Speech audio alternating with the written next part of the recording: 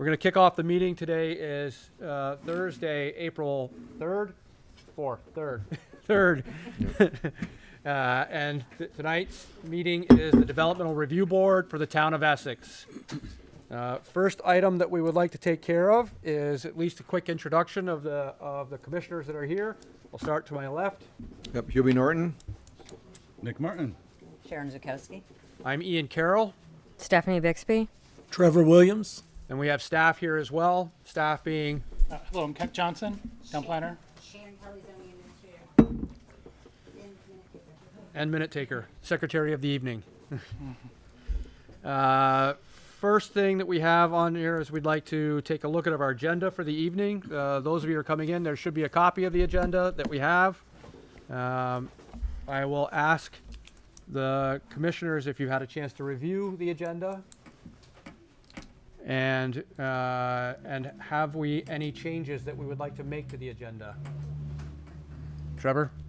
No. No? Stephanie? Nope. Nope. No? No. No? No. Excellent. I'll make a motion to approve the agenda. Why, thank you very much, Hubie. I Second. appreciate that. And it's seconded. So there's a motion to approve made by Hubie, seconded by Nick. Any other discussion? All those in favor, say aye. Aye. Opposed? Motion carries 6-0. Excellent. Ian, can I just add that if all the public rules or how a meeting is run is gone, I'd ask those in the audience if you could share it around for somebody. Thank you. Make sure we have more next time. Thank you. Next item on our agenda is for the public to be heard. And before we start the public to be heard, I want to make sure that we talk briefly about how this works. We are a quasi-judicial board, which means that we basically run similar to a court structure. The board itself has very limited input as to what we're reviewing on any given time. It's really strictly about the application that's before us and how that application meets the regulations in which we have to interpret. Tonight on the public to be heard section, I'd like to start off with, I see we have a lot of new faces here, and we appreciate the public coming to say hello. I'd like to start off with maybe about a 15-minute window on the public to be heard total area, specifically towards what I believe to be most people's concerns here this evening, which would be the Amazon piece. And the reason why I'm limiting that at this point is because that the Amazon application is actually not on our agenda this evening. It is an open application that is currently under review and has been continued. It will be available to speak in the public once again on May 1st. That's Thursday, May 1st. And we are moving that meeting to the high school in the cafeteria, so there's ample room for those to come and speak. So in regards to this evening, public to be heard section is when you're speaking about anything that is not on tonight's agenda. Amazon happens to fit in that category. So if you choose to make a comment about the Amazon application, that's perfectly fine. I want you to understand that it will not be part of the permanent record because it is not on our agenda and it is not something that we can comment about at this time. If you wish to have comments on the record, you may email those into staff at any point in time. You can email that to community-development@essex.org, or you can also come to the public meeting that will be on May 1st at Essex High School. That said, for those of you that would like to speak both online or in the crowd, at any point in time on any item, I would like you all to raise your hands for those of you who intend to speak. Online, I would appreciate it if you would put your hand up on as far as the actions are concerned on the web. And I would ask that you swear in and that you would swear to, hands up please, do you hereby affirm that the testimony or evidence you're about to give in the application under consideration or within this public hearing is accurate and true to the best of your knowledge? I do. You do? Okay, thank you. Anyone online, did you raise your hands? I didn't see any, did you? I don't think they did. No. Yeah. So, excellent. With that, I will open up to public to be heard at this point. And for those of you who would like to speak, ma'am, I see you right in front. And I will ask that you'll come to the table, please, and speak in towards the microphone. The microphone, for you folks know, not only has it got the speaker in the back tonight, but it also is for the official record that's Lake Champlain Cable Access TV. Oh, right, we're recorded tonight, right? Correct. Can everyone hear me? Okay. My name is Lorraine Zaloom. I live on Route 15, close to the grocery store. I have a few notes as it relates to, not to Amazon, but to the proposal itself.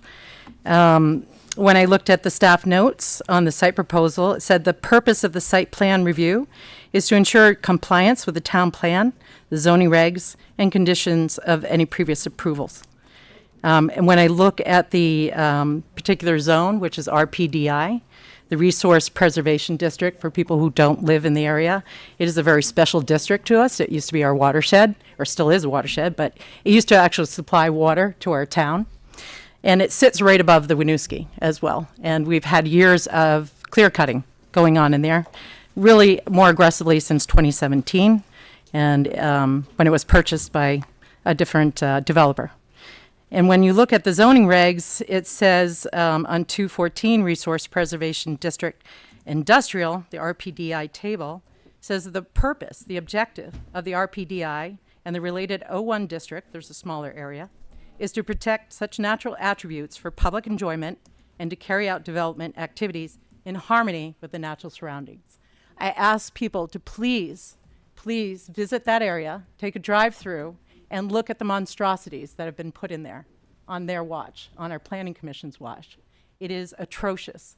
My sister lives right next to the Blodgett buildings, and the Blodgett building is definitely not in harmony and does not, it was waived by our Planning Commission. I am not a happy camper. The 50-foot buffer, which is part of the waiver that's being asked before this board, shall be maintained along the interior streets other than Allen Martin Drive unless waived by the Planning Commission. And if you take a drive in the area, you will see that they have waived many, many trees along that 50-foot buffer.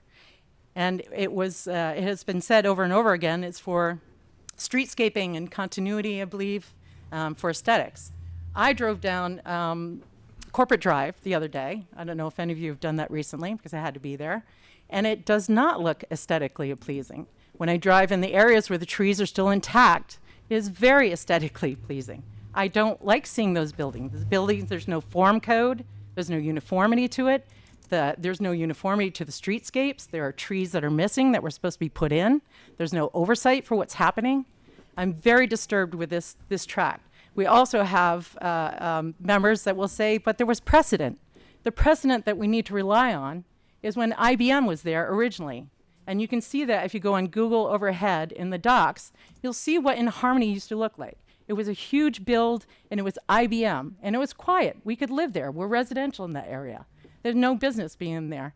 CCRPC, if people are aware, is our Chittenden County Review Commission, I believe, Regional Commission, Planning Commission, thank you, Sharon, has designated that zone now as an enterprise area because I guess they think that's the place to have an industry. I work in the supply chain, have worked in the supply chain for 10 years. This is not healthy for any big distribution company that comes in there because of the flooding that's increasing. It all sits along the Winooski River. And if the CCRPC has designated North Williston Road to the River Road 117 intersection as a major corridor, transportation corridor, I believe that's probably a holdover for when the cirque was supposed to be completed, and it was killed by Governor Shumlin years ago. So it will never be completed. And if the people who want to do distribution in there and looked at the trends, and you look at the new land mapping and overlays, you can see along the River Road corridor, it is bright red. It is lit up in that corridor. And you can see the flooding that has happened in two areas along there. There's a recent culvert on 117 that we had to repair early. It is not built for the truck traffic that's going in there. It is not built for the 18-wheelers that are going through. We are way behind on our infrastructure builds and our investments. It can't handle that kind of truck traffic. I know this because I'm on 15, unfortunately, and a lot of the truck traffic that was supposed to go down 117 comes in front of my house during these builds. And the rattles that happened to my house right on, because there's no setback, because now we're forcing trucks through residential zones, much like what happened in Vergennes. And if you can see, Vergennes actually got the state to finally offer a new route. They were offering Virgins 3 new routes because of all the trucking traffic that's gone on there. Instead, the Planning Commission for 10 years, 12 years, has not worked on any transportation to alleviate what's happening to our resident areas. They're allowing these trucks to come right through those residential areas. When I Lorraine- look at our Lorraine, town can I- plan, Can I pause you for just a quick second? Yeah. I want to be mindful of the fact that there are a lot of people that want to speak Promise. here this evening, and, Yeah. and you're using now about 5 minutes of the 15 Okay. minutes that we've allotted for this. promise I'm closing up. Thank you. There's many points to be made over 10 years. Sorry about that. Well, we do have the public. Yeah. There is the public that's going to happen on Yeah. May 1st. I understand that, but I want the board members to hear some of the history as well, because this is a brand-new board. So many people are not Correct, aware of the and the history. same board will be there on May 1st. Correct, and it takes time to catch up to stuff, I think. Thank you, though, Chair. I appreciate that. And then in the specific land use policies, when I go to town plan, development shall be consistent with Essex roles as a sub-regional growth center with a scale of development supportable by a market derived from Essex and the surrounding communities. Where are we going to get the workers from for this big build? Where are we going to house these workers? We don't have affordable housing. Are they going to take it from other areas? Is it going to hurt our local businesses? Is it going to hurt UPS? What's going to happen to our little UPS store locally?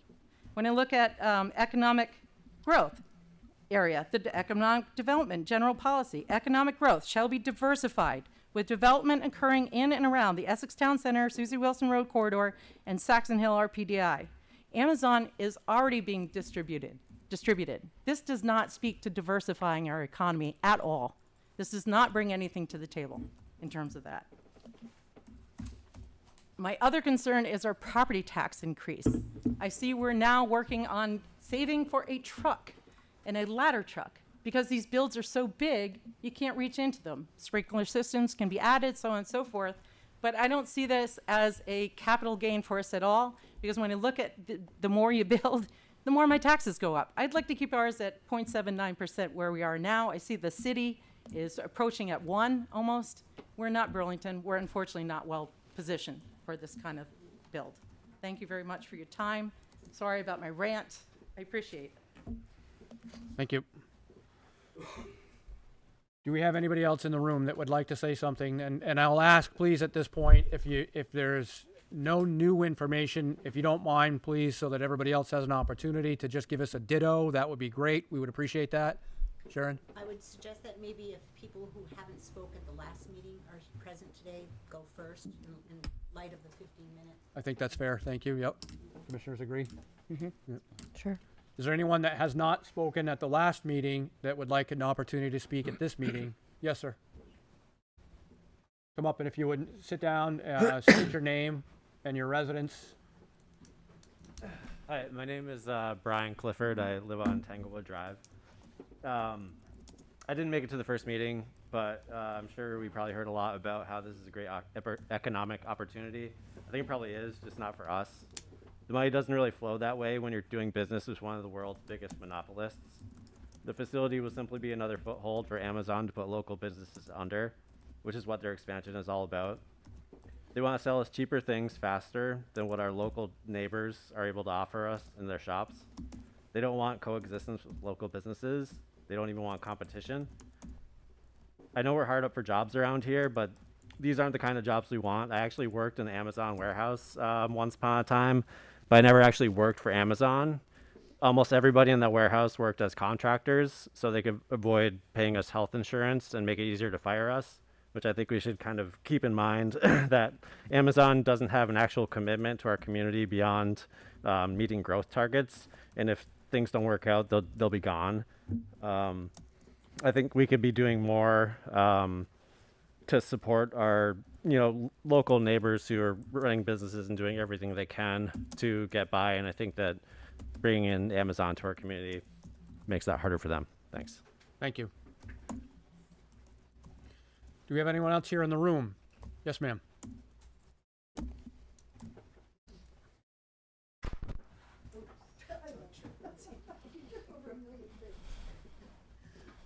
Betsy Dunn, I live in Essex, and what I want to say to you is that Amazon, I'm a good union woman.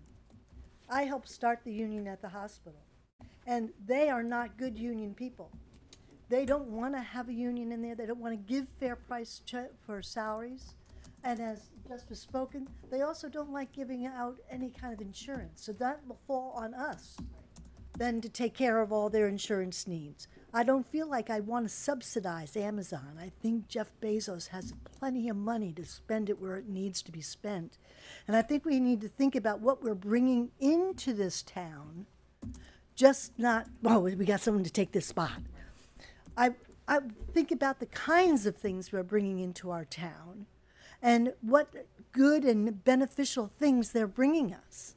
I don't see much beneficial things coming from this, especially when they come into our town and the rules say that you need to be blending in with the natural surrounding around you.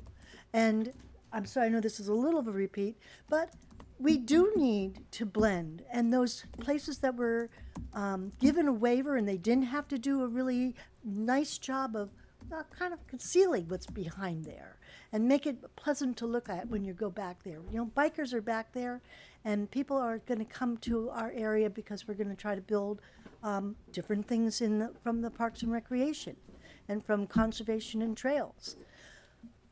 I think we need to be careful of what we bring to us because it may not be the big wealth thing that you think it's going to be. I doubt it. Thank you for your comments. David.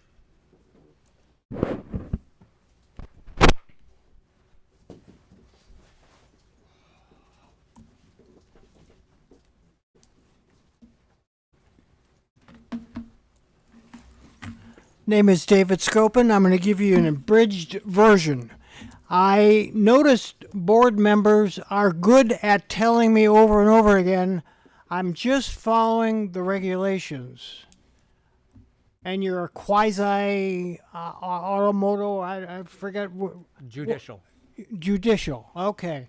Whatever that means, it seems to me that in the real world, the reason we were so concerned about what was happening in Wisconsin is we wanted a particular judge on that Supreme Court that would look at the laws and the case before her and make a decision as an interpretation of what she thought was best and right.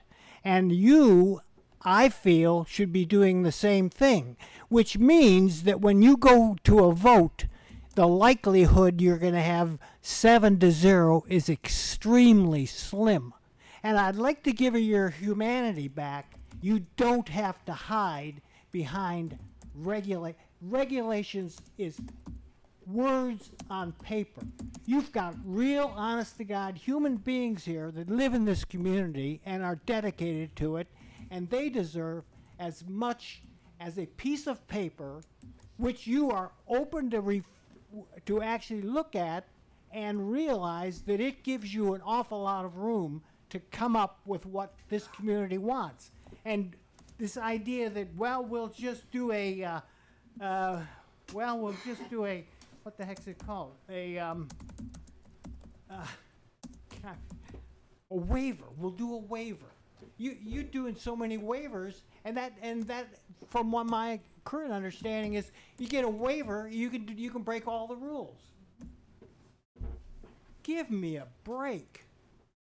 I mean, these people they deserve better, and you have the power to give them better, which means that when you look at the regs, you find loopholes. You can build a case for making certain that the worst possible corporation does not end up here. And I hate to say it, but we're not going away, and it'll just get more and more exciting by the day. Thank you for your time. Thank you for your comments. Do we have anybody online that would like to chime in? Seeing no hands. Anybody else here in the room that has yet to voice their concern? Yes.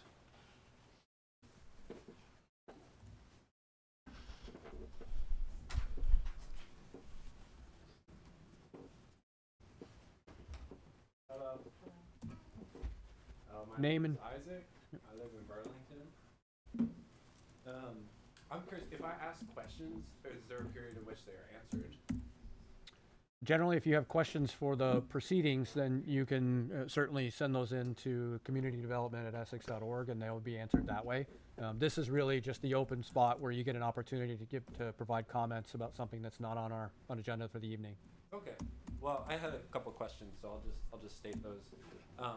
It's my understanding that this facility specifically, because this warehouse is so large, it demands the Essex, or I don't know if it's Essex Junction, whatever the fire department is that serves this area, to obtain like a whole new truck or a new like apparatus for their truck to be able to reach a building this large in case of a fire or something. And so it seems to me like that'll be, I don't know, some sort of big tax burden that they have to like, build these new facilities just for this one thing. So I'm wondering if that, how that impacts the whole plan, as well as I know that in the buffer, part of the reason the buffer is asking to be waived is so I think like the retention pool, or I'm not exactly sure the term, but where the stormwater runs off can be put into that buffer area.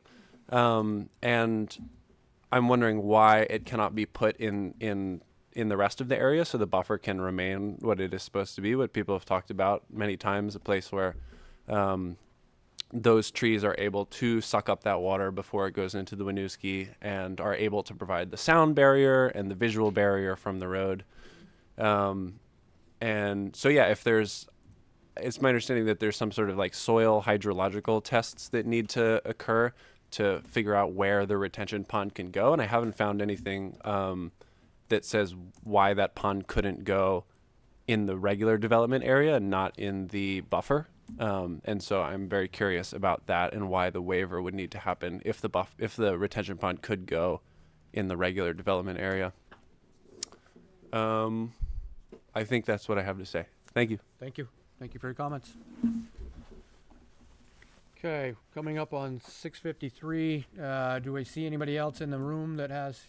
Yes.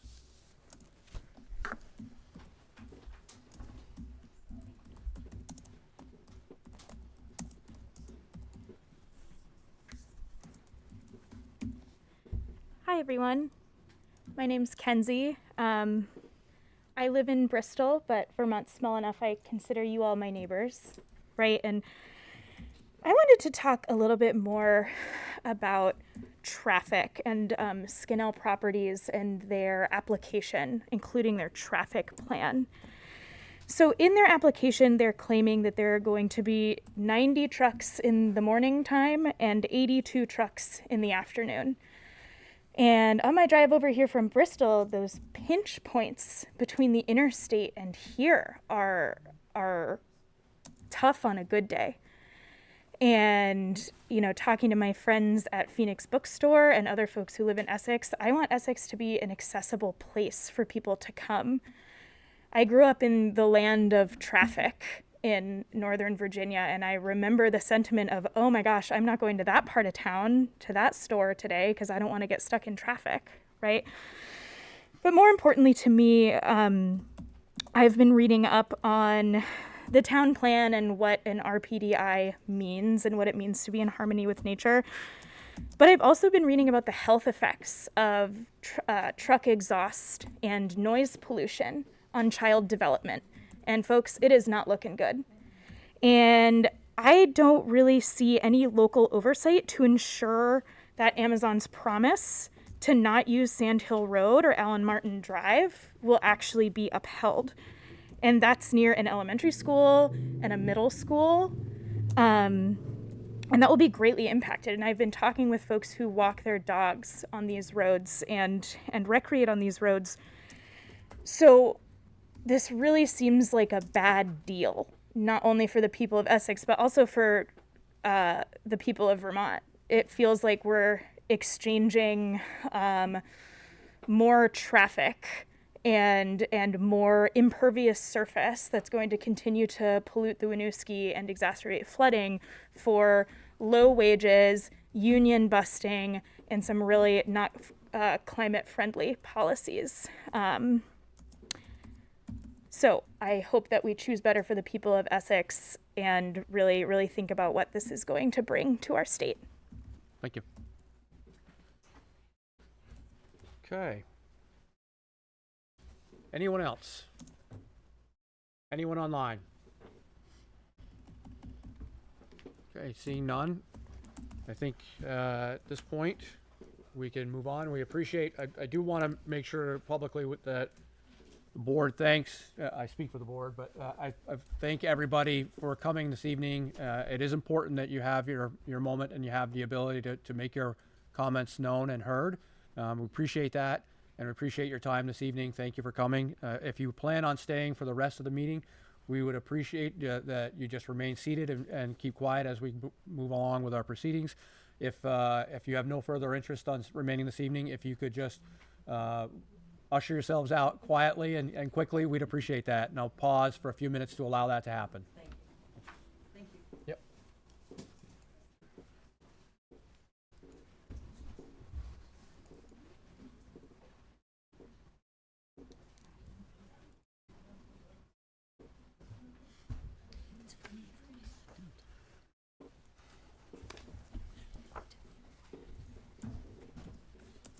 Yeah, this works okay with this. Sharing it.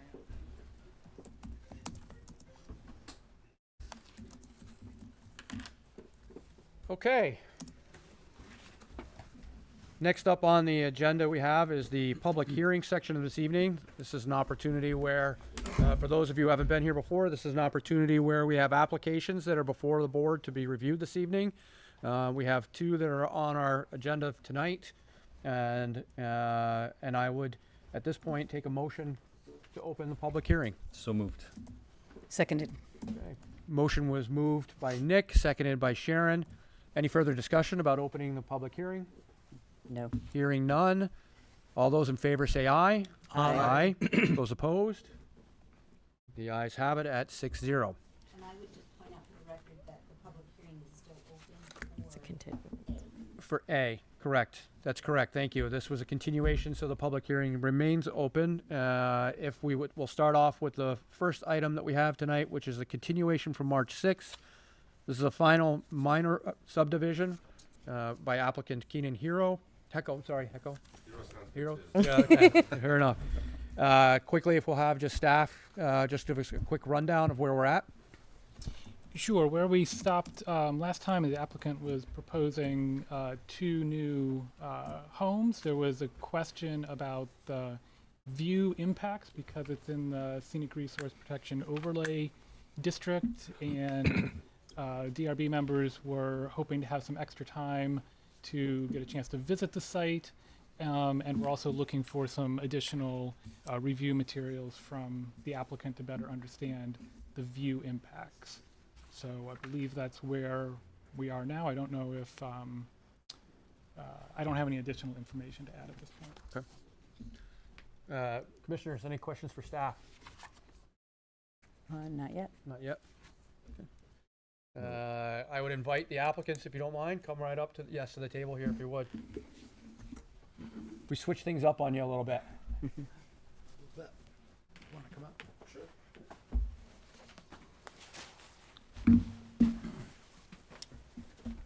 You would state your name for the record. John Stewart. Ken Heco. Thank you. Gentlemen, this is your opportunity to give us a rundown. So, additional information. It consists of cross sections through the property from Old Stage looking east towards Camel's Hump and Mount Mansfield, as well as a cross section from Colonel Page Road looking north through the 2 house sites.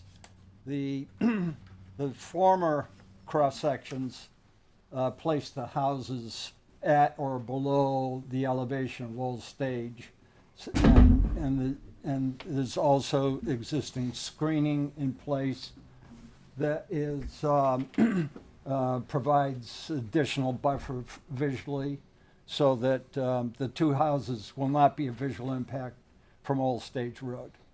The houses will be visible from Colonel Page Road looking north, but they do line up and sort of create one structure, and and that view is not towards any of the major view sheds that of interest here. So we feel that we can meet the standards of the Scenic Resource Overlay District, and that the two houses plus any related improvements will not be any impact to the area. Thank you. Commissioners, our opportunity to ask questions of the applicant. I will start. Trevor. I don't have any questions. Stephanie. None? Not questions, I just had something I'd like to add to the conditions. Sure. So I was thinking, it's a beautiful rendering. I was thinking we should put in the conditions that the houses are where they should be and are limited to 26 feet. There was a... Oh, can you hear me now? I was hoping to put in the conditions that there's a height limit and a guarantee that the houses would only be one story. Okay. And there was a little supplement that actually gave great wording for it. I think the applicant put it in. Should I read it? Yes, please. Thanks. To protect the views of the mountains from Old Stage Road, lots 2 and 3 building envelopes will be screened by coniferous and deciduous trees on lot 1. Houses constructed on lots must be single-story with roof lines limited to 26 feet high.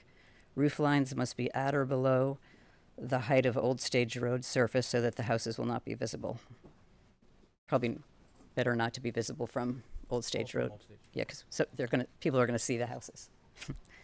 And then houses constructed will have wood or vinyl siding that are dark or earth-toned. Roofs will be dark shingles or metal. Exterior lighting will be limited to downward and shielded fixtures. And that sort of fits in with the view corridor. And it looks like you're doing anyway. Yes, ma'am. And no questions from the applicants about. No. Okay. Any other questions or comments? Nope. Nick? Question from our last meeting about this application. Hubie touched on it or asked about the culvert being 30 feet versus 45 feet. Are you all agreeable to that limitation where the current plan that we've seen is 45 feet, but a condition is a 30-foot culvert? That's fine. Okay. That was actually my only question. Thank you. Hubie? Yeah, I'm fine for the applicant. I'll have some comments about Sharon's suggestion here when we come to that. Sure. Sure. Staff? Any questions for staff? No, I think we're all in pretty good shape. Okay. Public? Do we have anybody in the public that would like an opportunity to comment? Sure, come on up. Yeah.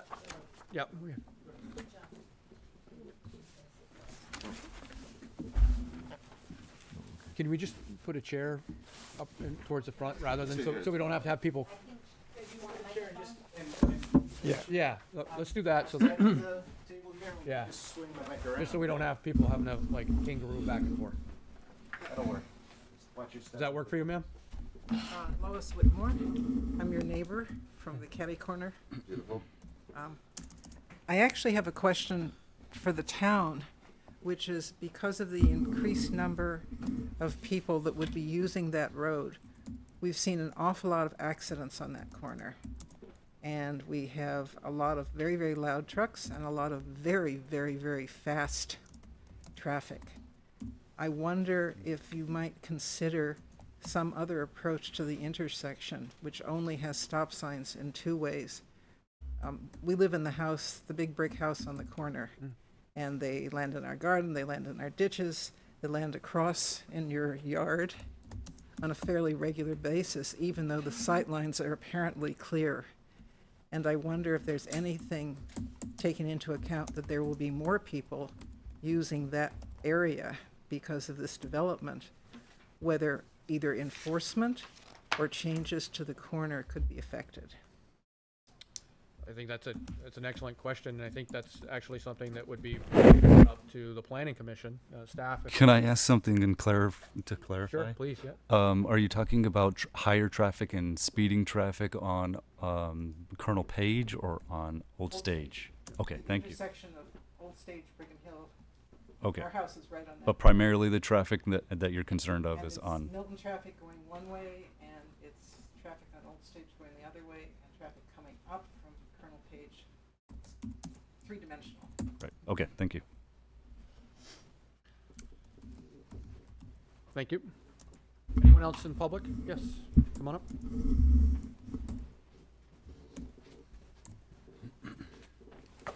Hi, I live on Foster Road. I just have one question. What's the procedure after the builds are done and we realize that it's 30 feet tall or 35 feet tall? What happens then? Could I have a name? Oh, Tabone. And you signed in? Yes. Staff? Sharon, if the building is not built properly, what would the result be? I don't inspect the houses afterwards. That's the question's never been asked before, but usually if it exceeds the height of the zoning district it's in, that's a problem. And they would not get their certificate of occupancy when I go out and do an inspection. So even though they're saying it's going to be 36 feet high, they can go to the height. 26. I'm sorry, 46. 26. Okay. 26. Yes. Getting higher and higher. Get higher. So, Great. so Yeah. as long as it doesn't exceed the height that's in that district. So if they're going, if the DRB is going to put a specific height on it, then that's what they would have to adhere to if it's written that way in the condition. So now you've got this building that's in place, over height, no CO. I guess the question is what happens to it? They'd have to fix it if they want to live in it.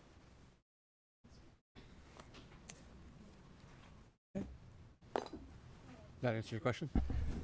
Well, the proof is in the pudding. Yes, ma'am.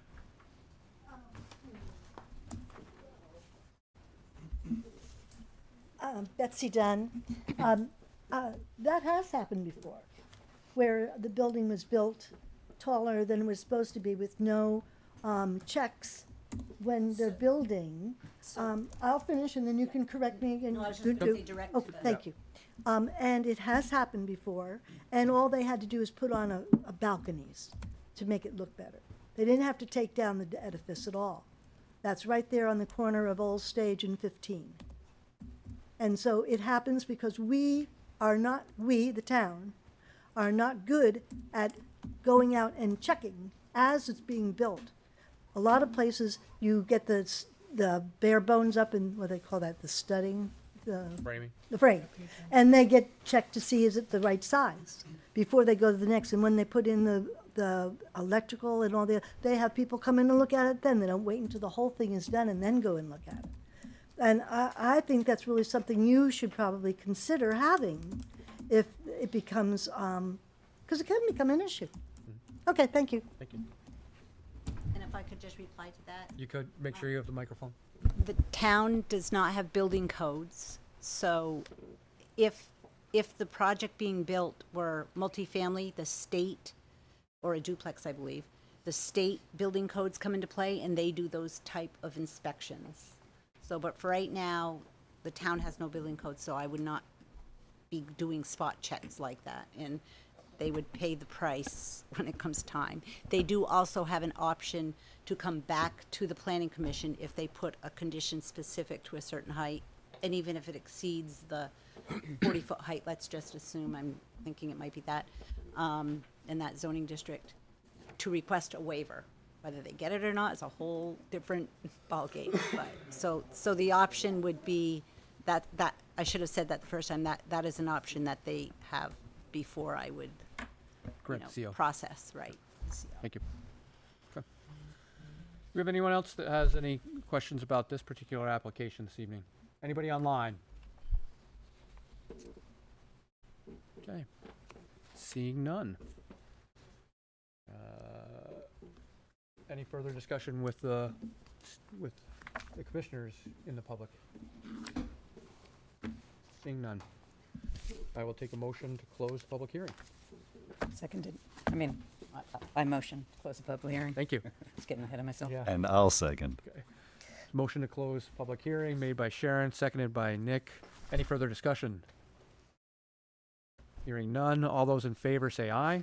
Aye. Aye. Opposed? Motion carries 6-0. So, commissioners.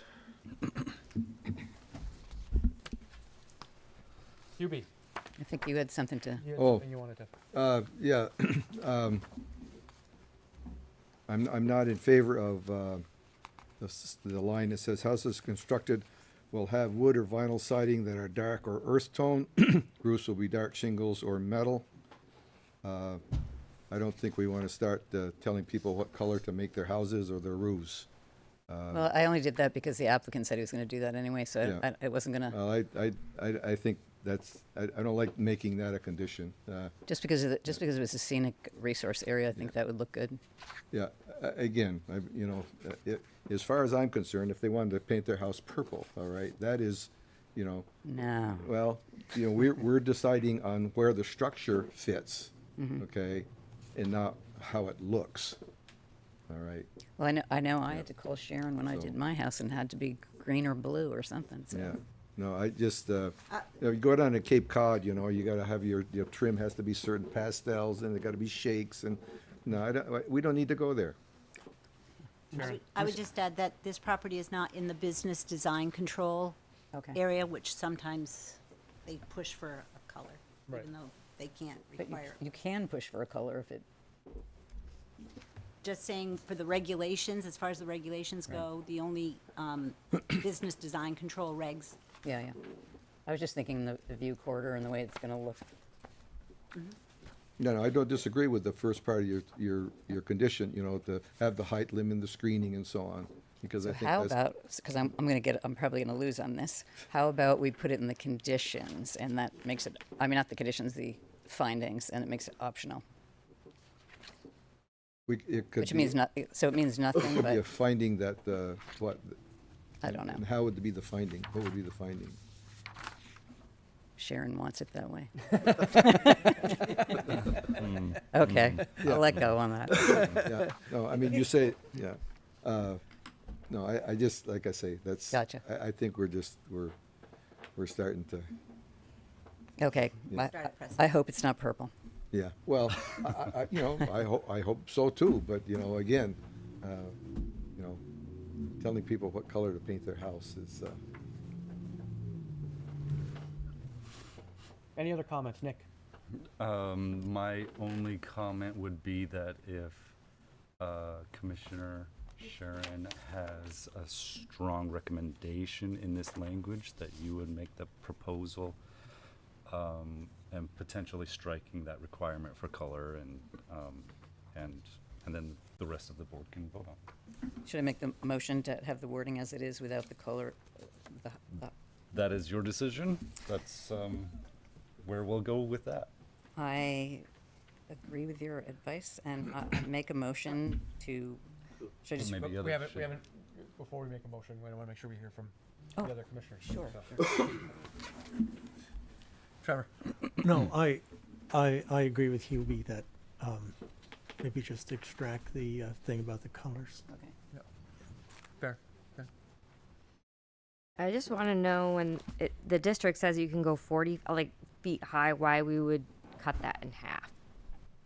That's my only concern is we're minimizing it even though the regulations state something different. We're cutting it in half, and I guess I'm just wondering why we would do that. Because the maximum height can't be more than 40 feet. We're cutting it to 26. I'm just a little perplexed by that, I guess. May I answer? Absolutely. Because it's in the view corridor and to have it that high. Yeah, it's really hard to. Because it's in. Hear anything you're saying. Well, I'm sorry.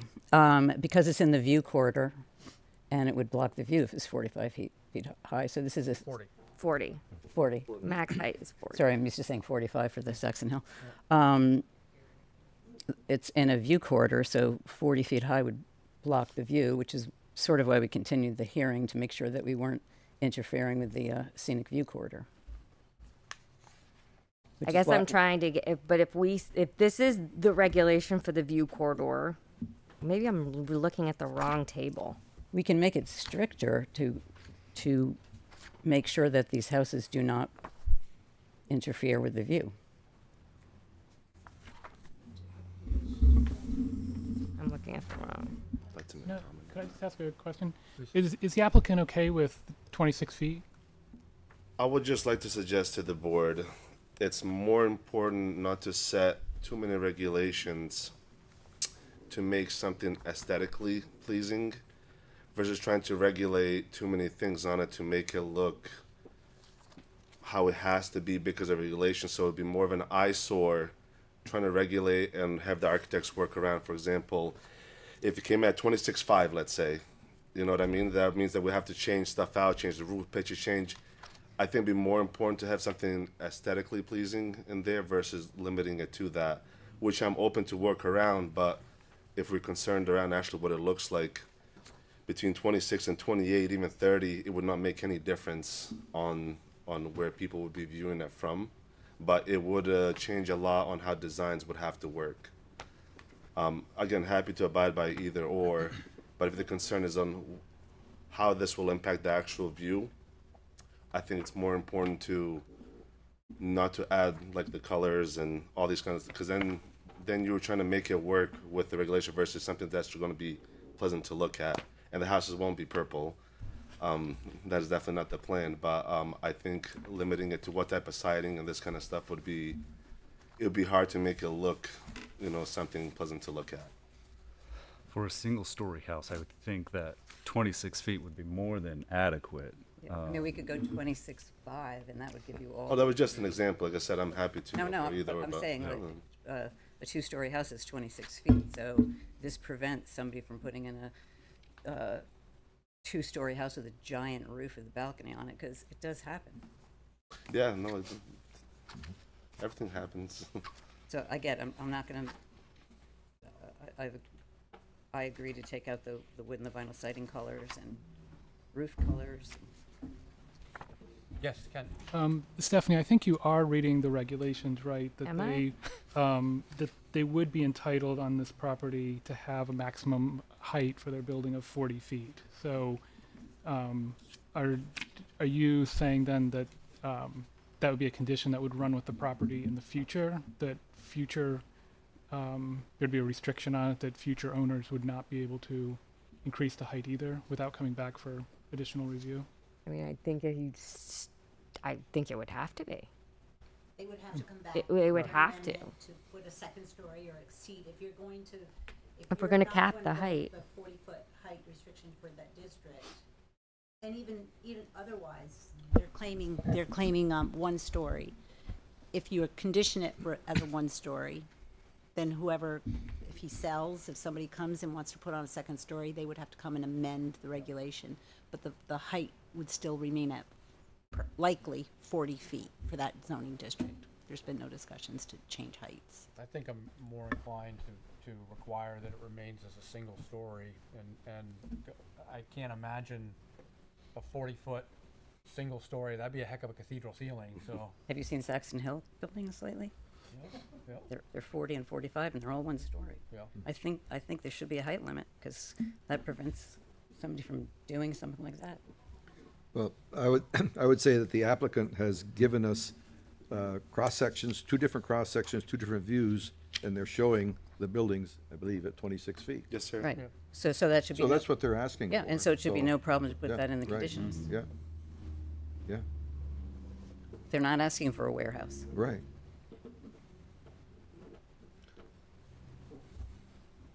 Could we also still have the exterior lighting being limited downward and shielded fixtures? Or is that in the code anyway? I'm sorry, I didn't hear that. Exterior lighting, Is the exterior lighting, is it required anyway in that area that they No. be? Not in residential.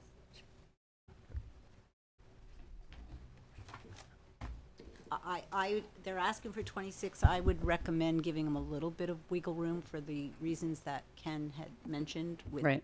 during construction. Would- Things might be a little bit more. 26 and a half? 28. Okay, 28.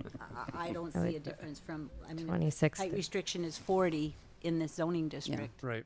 So let's do 28. That's way adequate for one story. I have no comment on that, just. Yeah, you pointing can't out say. Trevor, questions? How do you feel about a 28-foot max limit? I guess that's okay. Is this? I guess that's okay. I mean, Yeah. I would say in the future, if he sells, as I said, and somebody wants to come in, put a second story on, Then they would have to they come would back have to come in for an amendment. They would Correct. probably do the balloon trick to show you the height as to what we've done that in the past, so that you can see. I personally did not go see the site, so I don't know if what a higher height, how much of the view it would block. It'd have to be considerably high, I think, from driving by there every day. Yep. So, So whoever did get a chance to drive by, we did have the balloon set at 35 feet. Yeah. So people could see that even at 35, it wasn't an issue at all. So. comfortable with that yes. adjustment? Yes. Stephanie? Yeah. Sorry. Go ahead. I didn't want to cut you off. No, I missed the 28-foot discussion. I have to admit. Yeah. It was at 26 and We wanted went to make sure- 28. We went to 28 to make sure that they have Okay. some accommodation for No, that's- adjustments. They want to make I'm pretty okay. things on top of the roof and stuff. I'm okay Yeah. with that. You have your weather vane up there. Of course. Yeah. Yeah.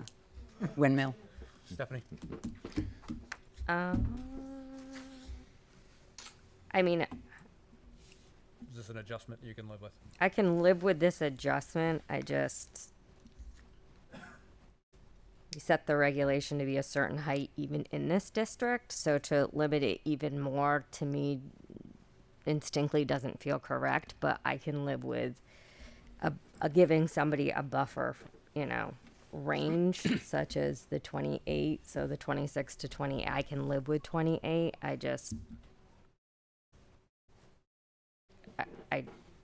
I'm not in favor of putting additional restrictions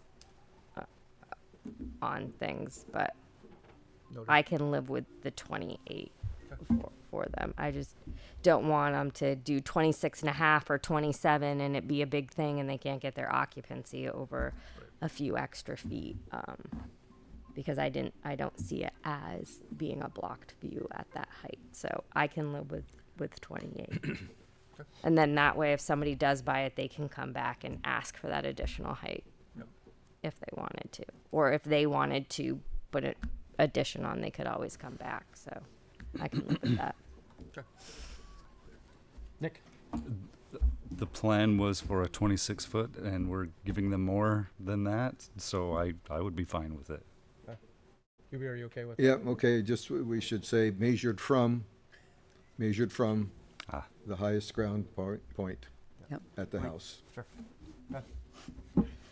In which case then, do we have anybody that would be prepared to make a motion?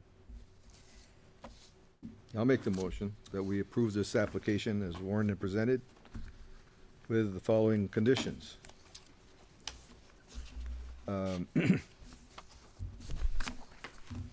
Going down through 1 through 5, fine. Number 6, want to strike the word water application, because there's no water application involved with this. And water application. And water application. And water Right, application. right. Just want to strike that. Yep. 7, 8, and 9 are fine. 10 and 11, you want to strike both of those. Those are referencing about if this were a public water supply being provided, not the case. Yep.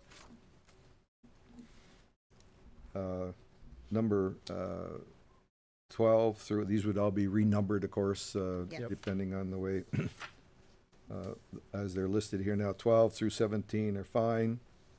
Number 18, strike that. No fire hydrants involved here. And number 20, insert the word at the end that says, shall be submitted to community development.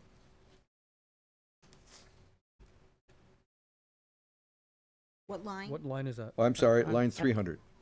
Oh, yep, Says electronic copy of the plans correct. as may have been revised shall be submitted to community development in all of those other formats, which are bizarre. And yes, the remainder 21 through 23, which will now be renumbered, of course, as is. And Sharon's suggestion to add to protect the views of the mountains from Old Stage Road, lots 2 and 3. Building envelopes will be screened by conifers and deciduous trees on lot 1. Houses constructed on lots must be single-story with roof lines limited to 28 feet high. I would add measured from the highest ground point at the house. Roof lines must be at or below height of Old Stage Road surface so that houses will not be visible. And yeah, I did include that measured from the highest point of. Yep. And that's it, unless someone has some other ideas. Just a question, did you want to add something to finding 10, line 255? Or do you want to just delete that? Line 10, 255. Page 8. Oh, additional findings.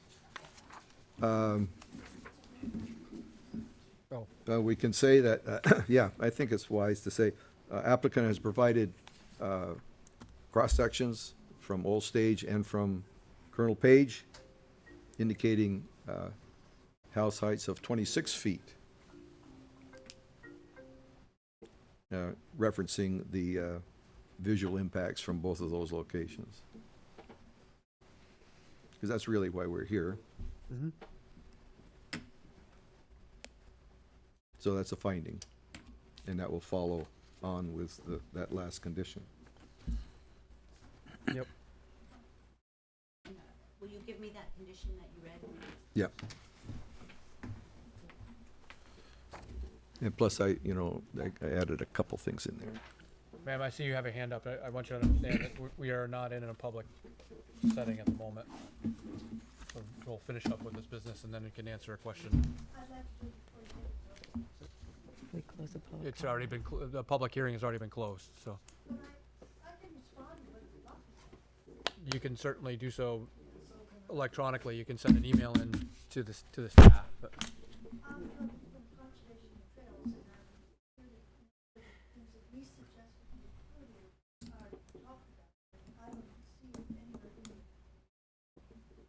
Thank you for your comment. We have a motion that's on the table. Do I have anybody that's? I'll second. You'll second? Okay, so the motion's been made by Hubie. It's been seconded by Trevor. Any further discussion? No. No. No. All those in favor of the motion, say aye. Aye. Aye. Opposed? Motion carries 6-0. Thank you, gentlemen. Thank you. Okay.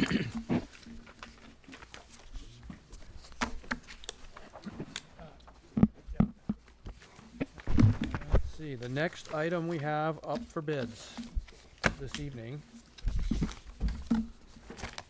We have a conceptual discussion. Dousevicz Incorporated has a conceptual discussion of a project at 21 Upper Main Street. Staff, if we could have your report about this conceptual plan. Yep, hang on here just a second. I'll share it up on the screen here. Thank you. Just a second.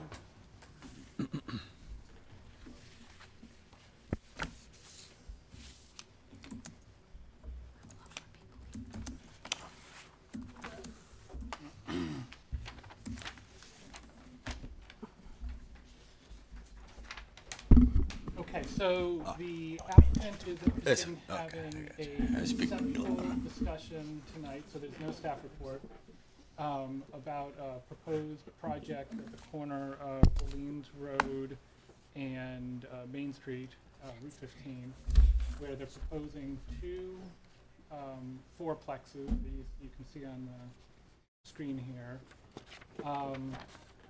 The reason for, or as my understanding is, the reason for the conceptual discussion here. Yep, thank you. Thank you. Thank you. I'll back up. I'll back up a little. Oh, I'll speak. So the applicant's interested in building two fourplexes at the corner of Orleans and Main Street, which is Route 15. The reason for a conceptual discussion is because what they would like to propose is pretty far outside of the zoning regulations for this area. So before going further, it seemed like a good opportunity for the applicant to explain what they would like to do, as opposed to what the regulations would allow. This is in the Business Design Control District, so it's which has a number of requirements, including not having parking and vehicle circulation space in front of the building, which here it has that. With having, there's in their area where they're showing retaining some trees along the front of the property. There's a 15-foot easement for a bike and pedestrian facility there currently. So this would preclude that type of design along 15. There's a number of places along 15 that we're gradually trying to incrementally install those types of facilities as part of a coherent streetscape along 15 to provide good access. So this goes against that. And it also, it's in the mixed use PUD zoning district, which depending if it's a residential use or a non-residential use, there are different setback numbers, different setback requirements, lot coverage requirements, and this residential use uses the non-residential use numbers, I believe. So that's another discrepancy. But it seemed like this would be a good opportunity for the applicant to explain their project, because as somebody reviewing it, I really couldn't go forward with the application as it was presented because it's quite far outside of the regulations. That's all I have at this point. Great. Thanks. Commissioners? Commissioners? No. Yes. Any questions for staff? Trevor?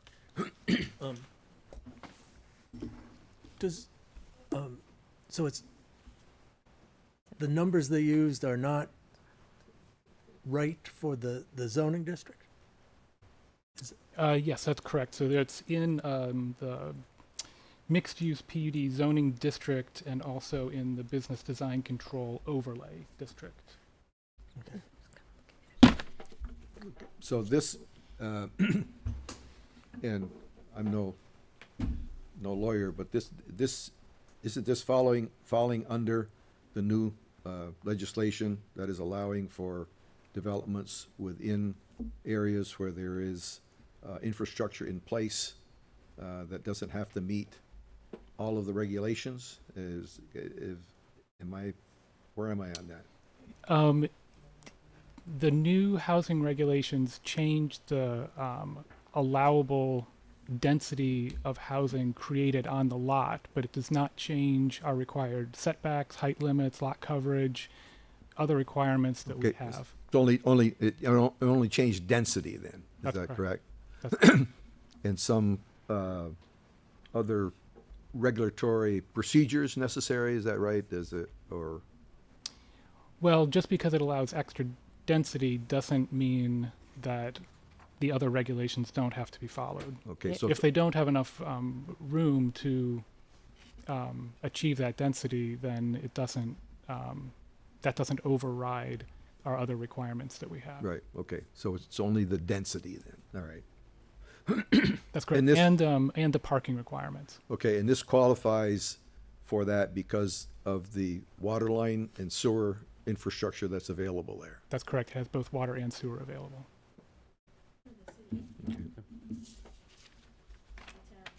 Trevor, did you have anything else? No. Okay. Stephanie? Not at this time.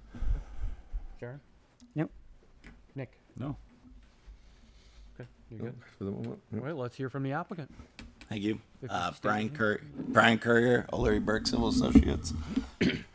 So the reason we're here in front of you with a conceptual plan is not because we don't feel it meets the zoning regulations, obviously.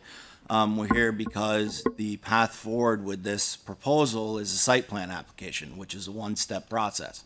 Site plan applications need to be fully designed, water, sewer, stormwater, grading, detail sheets, landscaping, lighting. Awful lot of time, money, and effort that goes into a site plan application. So we're here in front of the board to discuss the project, incorporate any issues you may see before we invest the time, money, and energy to go forward with a full application. So when we applied, we originally, I spoke with staff, and we were kind of going back and forth whether or not we were going to file a sketch plan or a concept plan, depending upon whether you're going to do footprint lots that require subdivision or not. And basically, we landed on not doing footprint lots and going the site plan route, which is why we're here in front of you for concept. I did say that I would appreciate it if we got all department comments, obviously, otherwise we're kind of wasting our time coming in for concept. So I did receive comments from all the town departments with the exception of planning and zoning. And this is the first I'm hearing that they don't feel that it meets the regulations to the point where they couldn't even review the project. So that's disappointing to hear. I did reach out to planning and zoning when this first came, asking for a meeting to sit down. No significant issues to that magnitude were brought to my attention. So this is the first I'm hearing of this. Okay, so in my opinion, you know, the density on this parcel, it is in the MXD PUD, but it's in a portion of that MXD PUD that is bound by the B1 district. So in the MXD PUD regulations, in the top right of the zoning regs, there's a map that shows what portion of the MXD PUD should be R2, should be B1, should be MXDC, should be MXD. Okay, so this is a portion that belongs in the B1 district. The B1 district for multifamily housing allows up to 25 units an acre. So what Hebe was talking about, the Homes Act requires municipalities to go up to 5 units an acre. All right, so this is 25 units an acre. All right, single families, duplexes aren't allowed in this district. Has to be multifamily. And at 25 units an acre, we're talking about substantial multifamily unit development. The height requirements in the B1 district are 40 feet. You know, so you're talking about 3-story large multifamily buildings, okay? So obviously, looking at the Streamside development adjacent to us, I think that's a little bit out of character for this area, okay? So what we decided to do was to propose townhomes rather than what I feel zoning regs are more pointing to for a large-scale multifamily development here. We're looking to do townhomes, right? We can't do singles, we can't do duplexes, so we thought fourplexes, also part of the Homes Act, is municipalities have to allow fourplexes as a permitted use, not conditional, but permitted in areas served by water and sewer where residential uses are allowed. So that just shows that the state is really looking for these infill type of development opportunities, okay? Obviously, it's no secret that housing has become a premium in Vermont over the years. All right, so this is our attempt to balance the goals of the zoning regs with, you know, the Homes Act, state legislative actions. And on top of that, Act 250 requirements are eliminated in this area up to 75 units because it's part of the Act 250 exemptions that were rolled out last year. So this is where the state wants development. This is where the town has put a premium on high density development. We're trying to balance these things the best we can to fit in with the neighborhood. Okay, so we're doing our best. We are here for conceptual, because I'd like to get everybody's take on it, obviously, neighbors included. And, you know, we are in the business design overlay district, okay? So, separate from the application that was in front of you before, I believe that building elevations are a requirement of the business design overlay district. Now, you don't have those in front of you now. Obviously, if we do move forward with something, explicit building elevations showing the front, side, rear of these structures will be provided to you, you know, colors, materials, roof lines, dormers, balconies, you know, those are the discussions we can have at that point. So that's part, and I think the largest part of the business design control overlay district. Now, what staff had mentioned about parking lots having to be in the side or rears of buildings. As I mentioned, most of these areas in the business design overlay district are high density, you know, 40 unit apartment buildings where there are parking lots, okay? I don't believe what we're proposing here is a parking lot. And it should be known that all of Streamside Village is also in this district, okay? So these are driveways to garages for these townhomes. Is it a 20 space parking lot that has, you know, landscaping island requirements, lighting requirements, you know, circulation requirements? All of those things aren't being proposed here. This is, in our mind, a shared driveway to garages for these residential uses. Now, there's a 75-foot setback from Route 15 here, which is why the units are slid so far back from Route 15. Okay, it's a good example of what the difference is between a setback and a buffer. The setback, you're allowed to put impervious surfaces within, such as driveways. Buffers have to be totally, you know, unimpacted, generally for impervious surfaces. So being it's a setback, I can't put the building within it, but I can put the driveways and the shared driveway within the setback limit. That's why it's shifted so far back in the rear of the property. There's also a 50-foot setback from Orleans Road, which shifts us further north.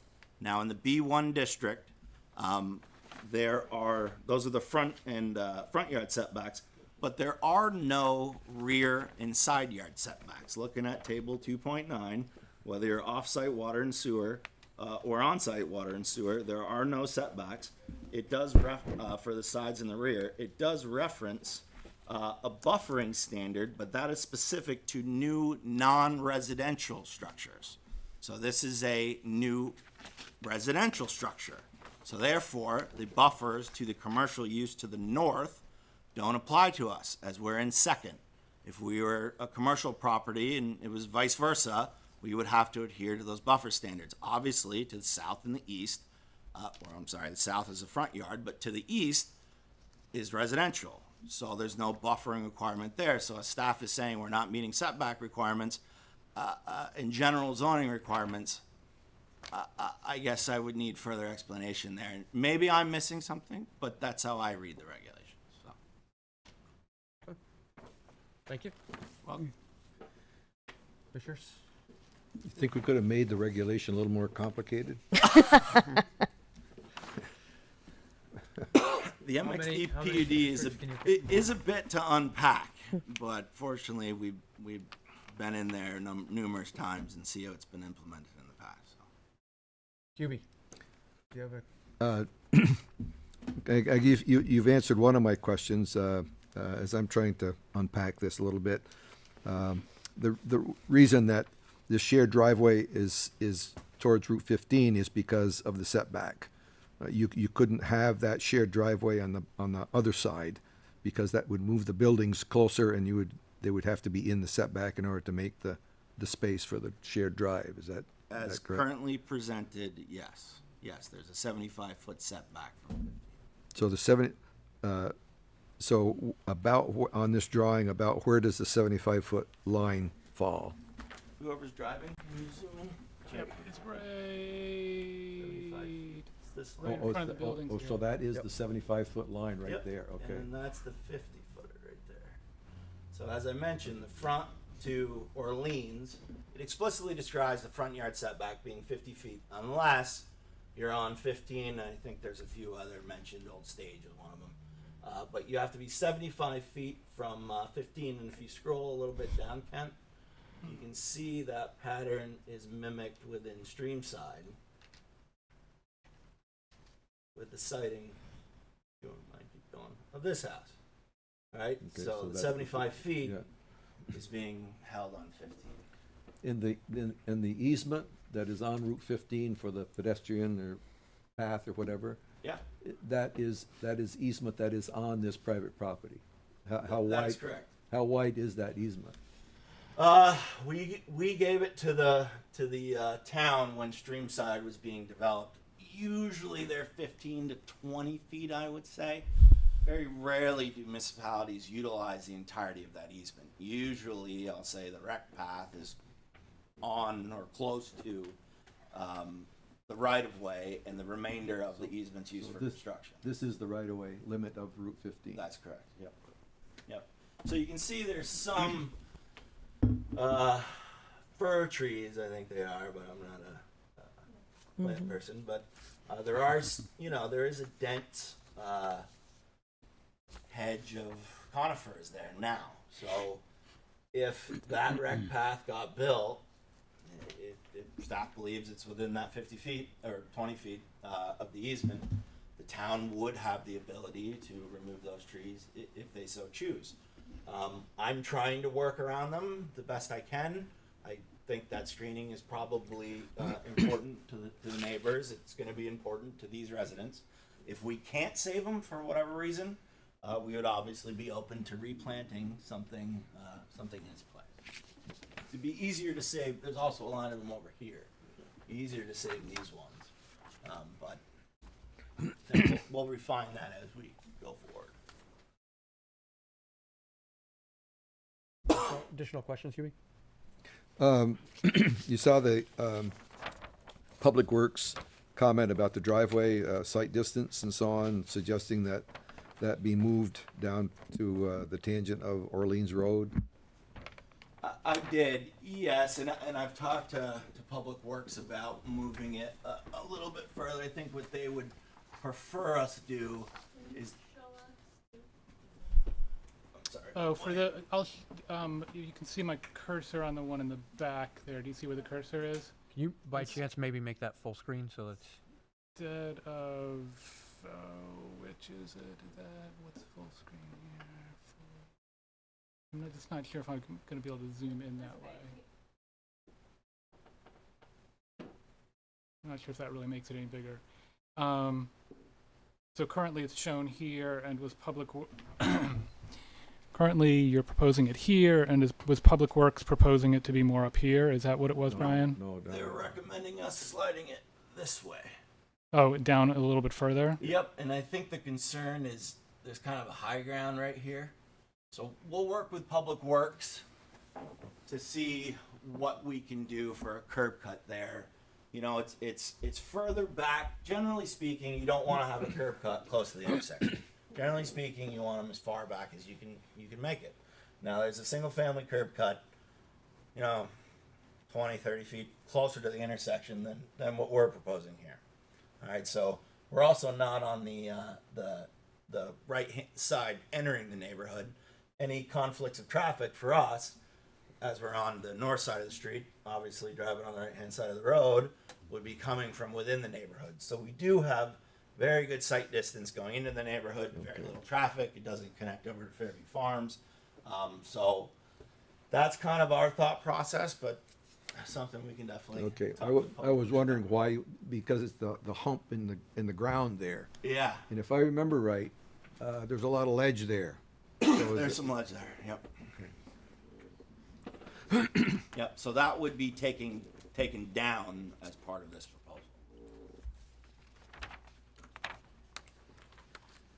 Good, Hubie? Yeah, that's good for the moment.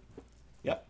Yep. So when we did Streamside, I don't know if any of you folks drove by, but there was pretty substantial blasting for Streamside. Obviously, during all of those meetings, folks from Fairview Farms were very active in the review of that process, and we worked out a blasting plan that was approved by Public Works, and that worked fairly. Yeah, we didn't have any issues, correct? Correct. So it's not something. So Dousevicz is the person who did the Streamside development.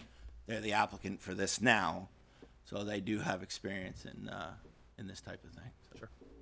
So what you're saying is that you would probably be willing to remove that mound, and that would probably correct the site distance issue.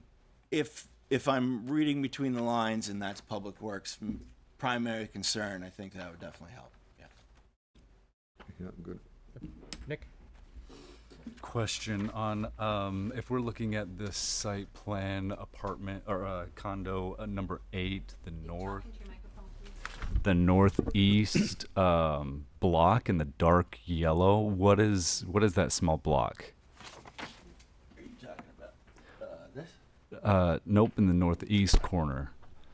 So if we're looking at number 8, this right 7 has one. Yep, all of so those. What are would be those? like balconies or decks or porches or something. Okay. Are those intended to be front doors or back doors? They'd be the back.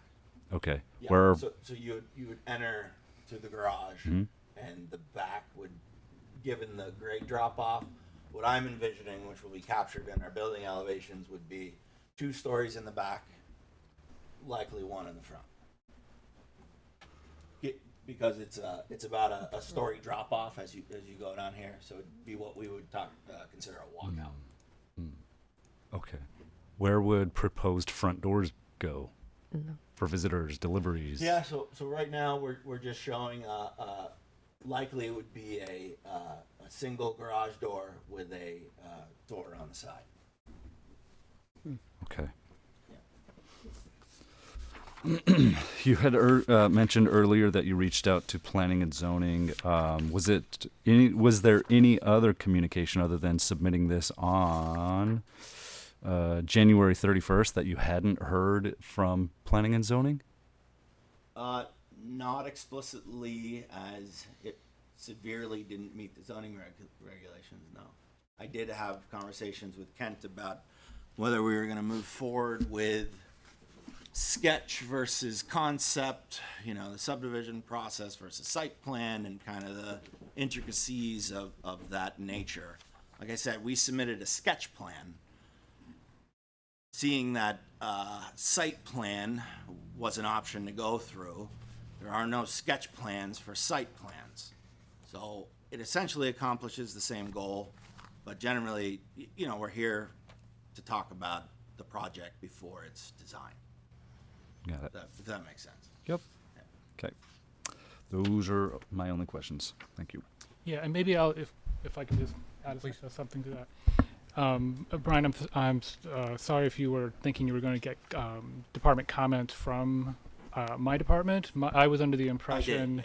I'm sorry about that. I was under the impression that no comments were going to be provided from my department, but just from other departments. And since this was just a conceptual discussion, there was very little time dedicated to reviewing this in any level of detail. So there could be large things that I'm missing at this point. It was skimmed through very quickly to just get a general overview of it. And yes, when we had talked before, I recall our main conversation being, is this going to be a full lot, or are you somehow going to try to divide it up to have individual footprint parcels? And then I think the only other thing that I had brought to your attention was just to let you know that it was in the business design control district. Yep. But I don't think we had any further conversation than that. So there really was not very much review that went into this from my perspective at this point. And so we're here to flush out major issues, right? So if staff has major issues, I think now is the time. The worst thing that can happen is that we're in front of you with a fully designed set of plans, And now we're bringing up major issues that haven't come up tonight, which has happened with other projects in the past and has caused some issues for some of the local developers. Can I just add something else? So I do see a major issue with this, that essentially the buildings need to be flipped. The buildings need to be in the front, the parking needs to be in the back. That's a completely different program than what's being proposed at this point. And that's just what my sense is from briefly looking at the regulations here. And that's something we should definitely talk about. So, Can you just say why? Yes. Can you say why Sure. they need to be flipped? Because the parking and circulation needs to be at the rear or side of the building. Since you have two front yards here, it really needs to be just on the opposite side of the building. I could picture possibly an access from Main Street instead. That might be more convenient for the buildings to be able to get parking maybe between the two buildings. I'm not sure if changing the parking location would really allow you to keep as many units as you're showing on there. So that might not be a realistic number of units considering the regulations and just the size of the overall lot. And in addition, that screening area in the front really needs to be removed, and plan on having the shared use path facility along the road there with the buildings facing the main road. And I would just also add that in the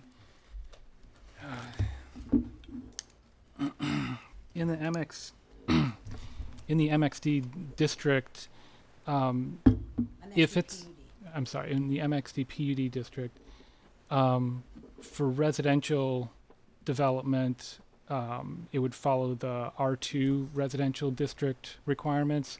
If it was non-residential development, it would follow the B1 district requirements, as I understand it here. Oh, So that can we pull up the Yep, sure. MXD PUD? So there's residential uses allowed in the B1 district. And I'll show you what I mean by this lot is assigned B1. So like we're in for a few multifamily buildings that are in the Essex experience, as many of you know, right? So that's also in the MXD PUD, also residential, right? But the underlying zoning, and I'll show you the figure in a second, points that it's B1. So under B1, it's 25 units an acre, and you go to the B1 standards where residential uses are allowed. Not nearly like is allowed in the R2 district, where you're allowed singles, duplexes, and then multifamily. B1 only allows multifamily, which is generally 3 units and more. But while we're pulling that piece up, the going back to the parking, so I got the business design control regulations in front of me. It talks about the goals and objectives, number 9, functional site design, at the kind of halfway through. It says parking should be underneath, behind, or to the side of buildings to the extent possible to reduce its visual and physical appearance. Where visible, it should be screened with landscaping or hardscape, shrubs, sitting walls, etc. So I guess, it does say to the extent possible, but I don't even get to that point. I don't think this is a parking lot. I think this is a driveway. Every Streamside Village house has a driveway that faces the main road. I don't see where, and not that that should be the underlying, they're all single families, so, that makes sense, but, if I took this fourplex and I faced Orleans Road with it, I don't think we'd be having this conversation. I think with the orientation, given that it's a shared driveway, I don't see that as a parking lot.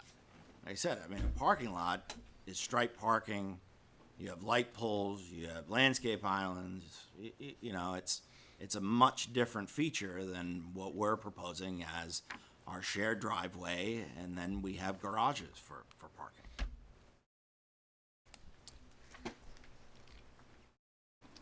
Ian, can I mention something? Yes, please.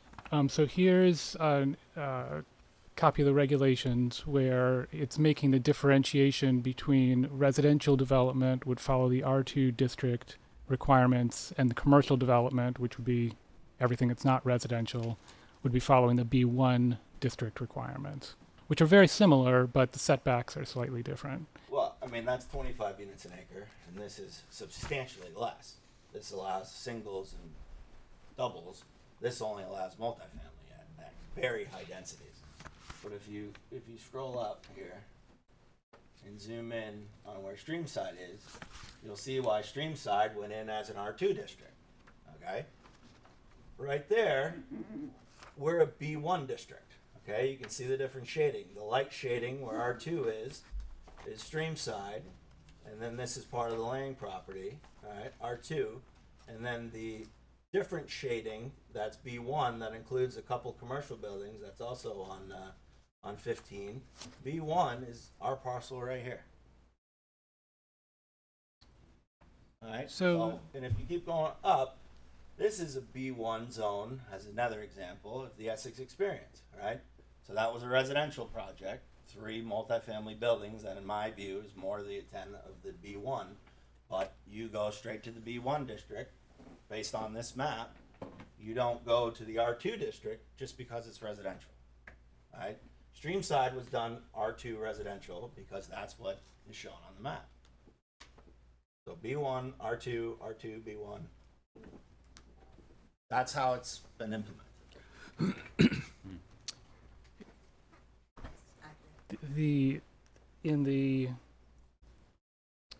In the R2 district, you're allowed to have multi-unit dwellings, but are you saying that in the MXD PUD district, that even residential uses would be considered business uses? What I'm saying is it depends on where you lie in the MXD PUD, and the map does show that this lies in B1, so I would. Where are you seeing that map?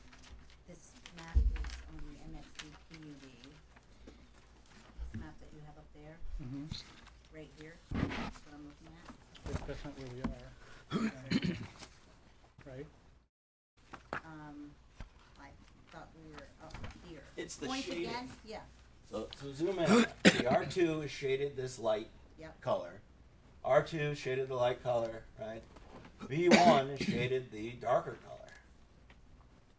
There's no question that this R2 district doesn't come onto that corner lot. The B1 district, clearly, it's shaded all the same across through here as B1. Same as the Lang Farm, same as the Experience, same as the town parcel across the street. It's Okay, thank you. Yes, I see it. Thank you. I stand corrected on that. Thank you. in the B1 district. Permitted use number 7 is dwelling unit multifamily, but single family and duplexes are not an allowed use in the B1 district. It wants high densities. Now we have a smaller parcel. We have a large setback to 15. We know we're in a neighborhood primarily of single family homes. So we're trying to appease the crunch for housing. We're trying to balance, I'm sure that, the neighbors aren't psyched. They wouldn't be psyched to see a 3-story, 25 unit apartment building in that spot. And I totally get that. The Act 250 exemptions point to this being the desired location for infill type of development. It's on a commuter route and it's in an urbanized, mapped urbanized area, and meets the Act 250 exemptions up to, I think, 75 units. So this being 8 would be exempt from Act 250 purposefully to drive housing in these infill type of areas. Good. Yep, that's good. So that the being in the B1 area, thank you for correcting me on that. That would adjust the setbacks slightly, but it doesn't change the fact of the business design control right. Issues that we're facing. And I guess that's what we should discuss. Does the board think that that is a parking lot in the front and it needs to be to the rear and to the side? Or is that an access?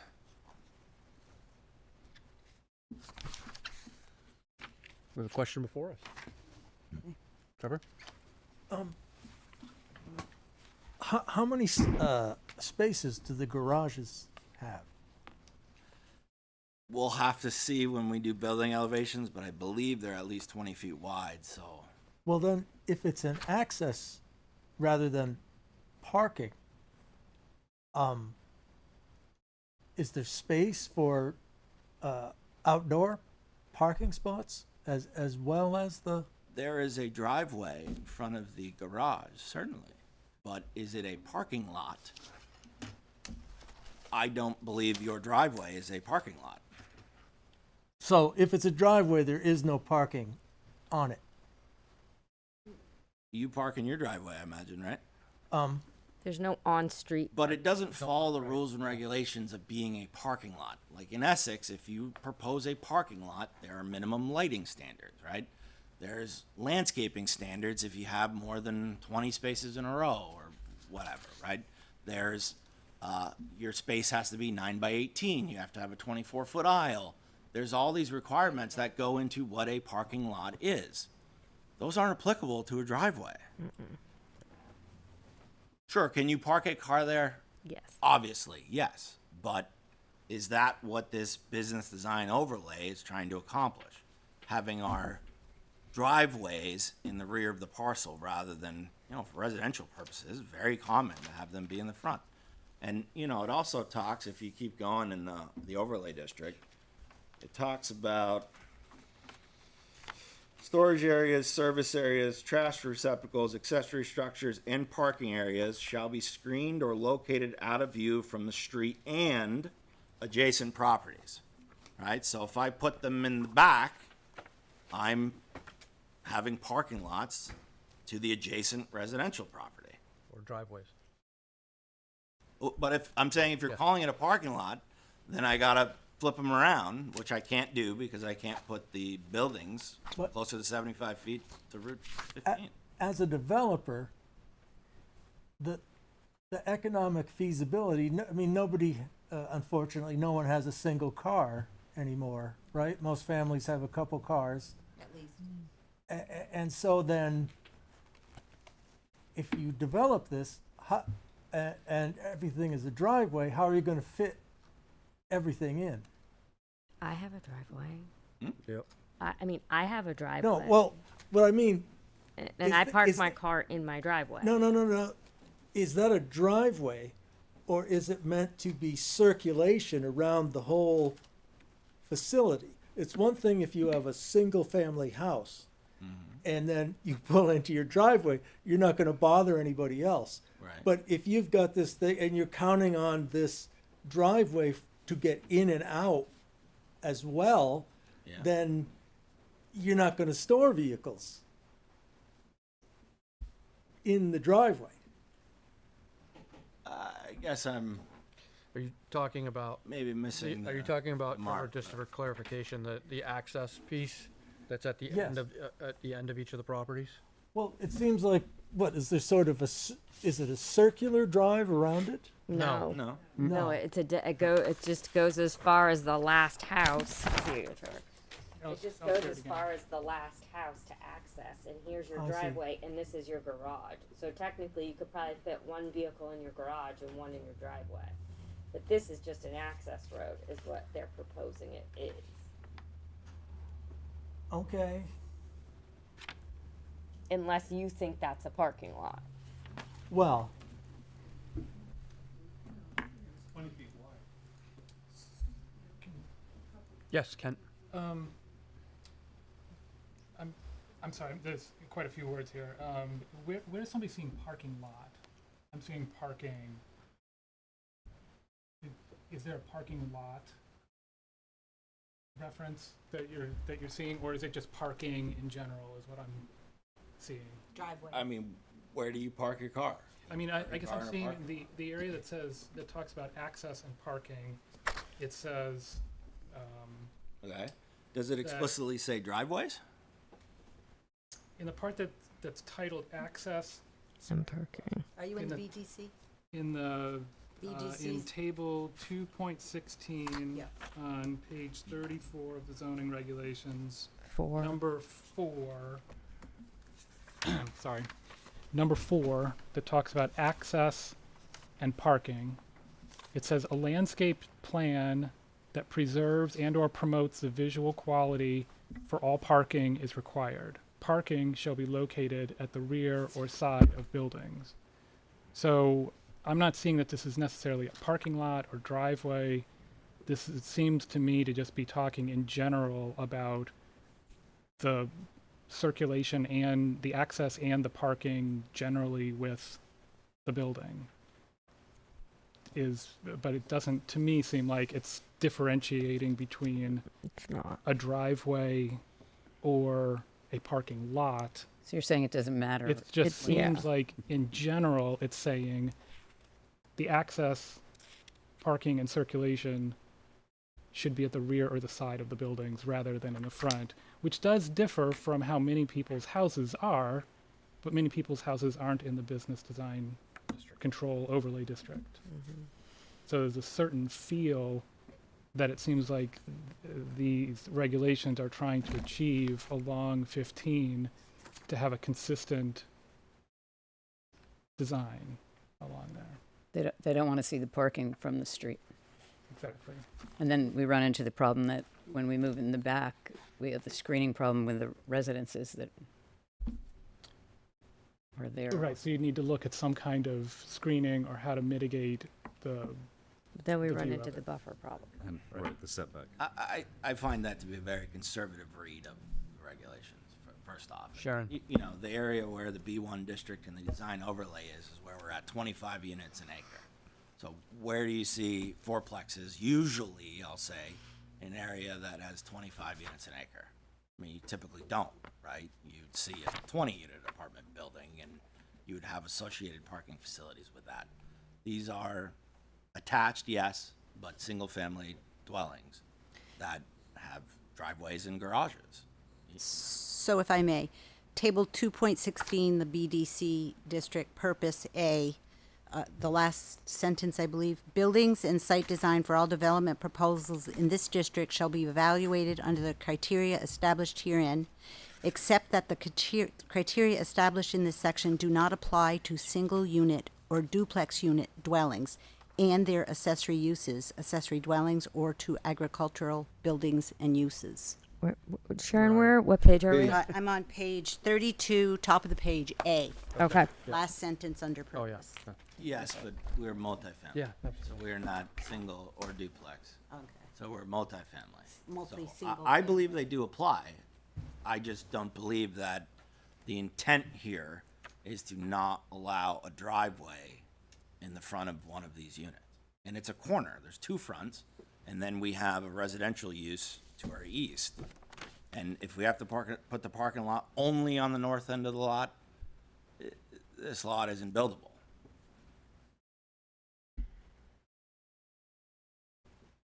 I would agree that it's more driveways. There are other conditions, I believe, as Brian pointed out, for parking lot lighting, handicap parking, just a couple off the Oh, top of yeah, my no, there's a big difference between general parking in high-density areas versus this is very much a neighborhood scale type of development.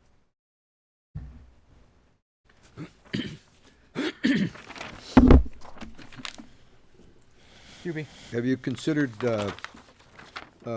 entrance off Route 15 as well as off from Orleans Road? Yeah, so I know staff suggested that, but I did mark somewhere in the business. Didn't Public design that Works it say basically no? says that, yeah, there you go, last page, page 35, section G, specific design requirements, the MXD PUD. No use established or lot created after the effective date of this amendment shall use access or curb cut directly on Old Stage, Lost Nation, or Route 15. So you can't. It does give some leeway there, but generally speaking, on a corner lot with a local road, minor road, Thank you. and a state highway, we would have an awful hard time getting a curb cut approval from V-Trans. They would really push us to go off the minor road. It would serve us better if we could come off 15 and, you know, I mean, if we could have a curb cut right here, but given we have frontage on Orleans Road, V-Trans is very unlikely to go for it. Mm-hmm. Well, what I was suggesting too is maybe having both. We definitely won't get both. It'll be one or the other. I'm fairly certain of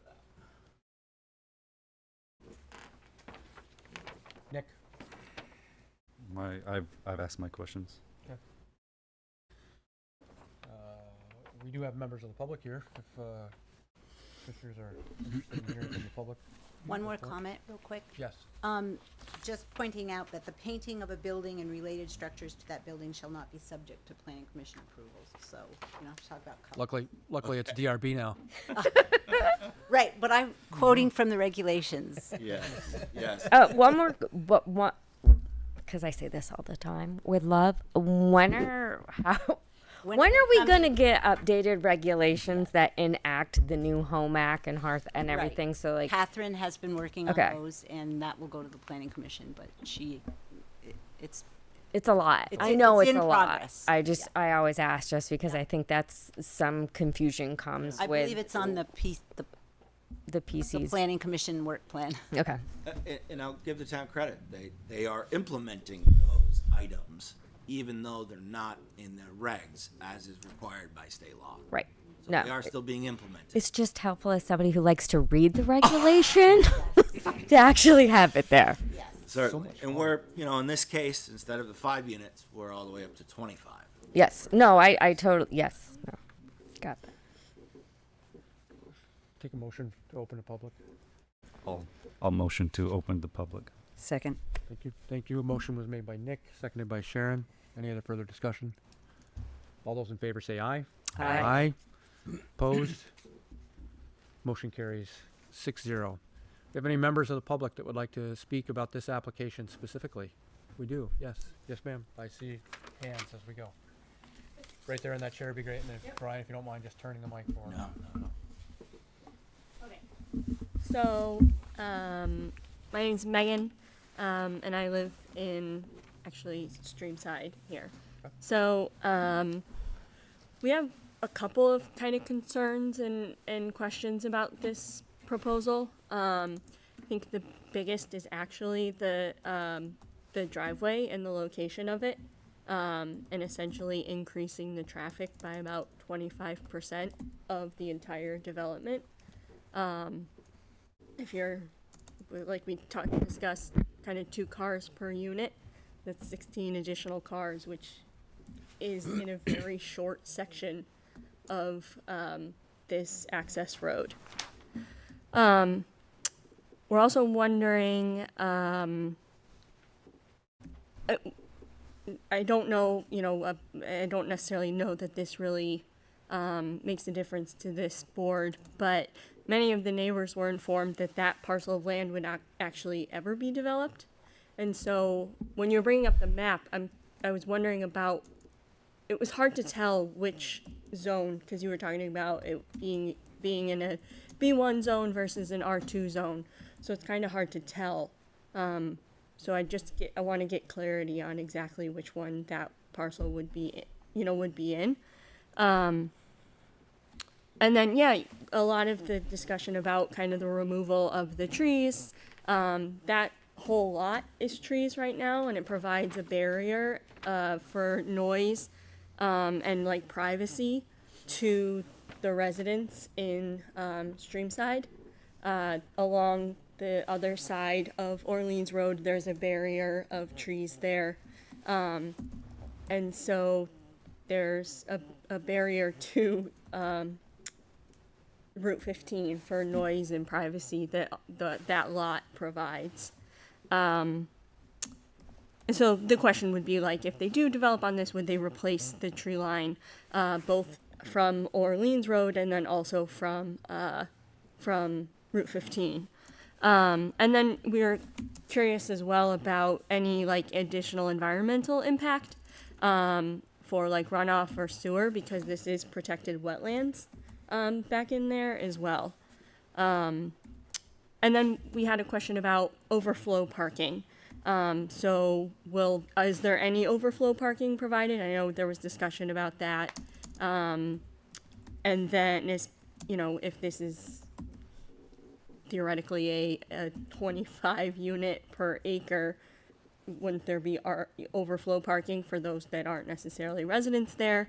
And then would that impact the amount of on-street parking that we have on Orleans Road? And then as a result of that, is there any issue with having like fire or police access into like deeper into this development? This is the only way in and out of the rest of the neighborhood. There is no access from Fairview Farms, which is behind us. It's also, I think I'm curious about if we can get a copy of any conditions of the original development plan of Streamside Village. And if it talks about at all that particular parcel of land, because it wasn't originally sold when the Streamside development was purchased from the original landowner. So I'm curious if there were any conditions that were already established, like we just heard about the development for this on Colonel Page Road. And then we were curious about where any of the plowed snow would go as well, if this is just an in and out development from just Orleans Road. What the sewer allocation looks like and if there's any actual capacity left. We are tied into actually the city sewer line. And so I'm curious like what the capacity of that actually looks like.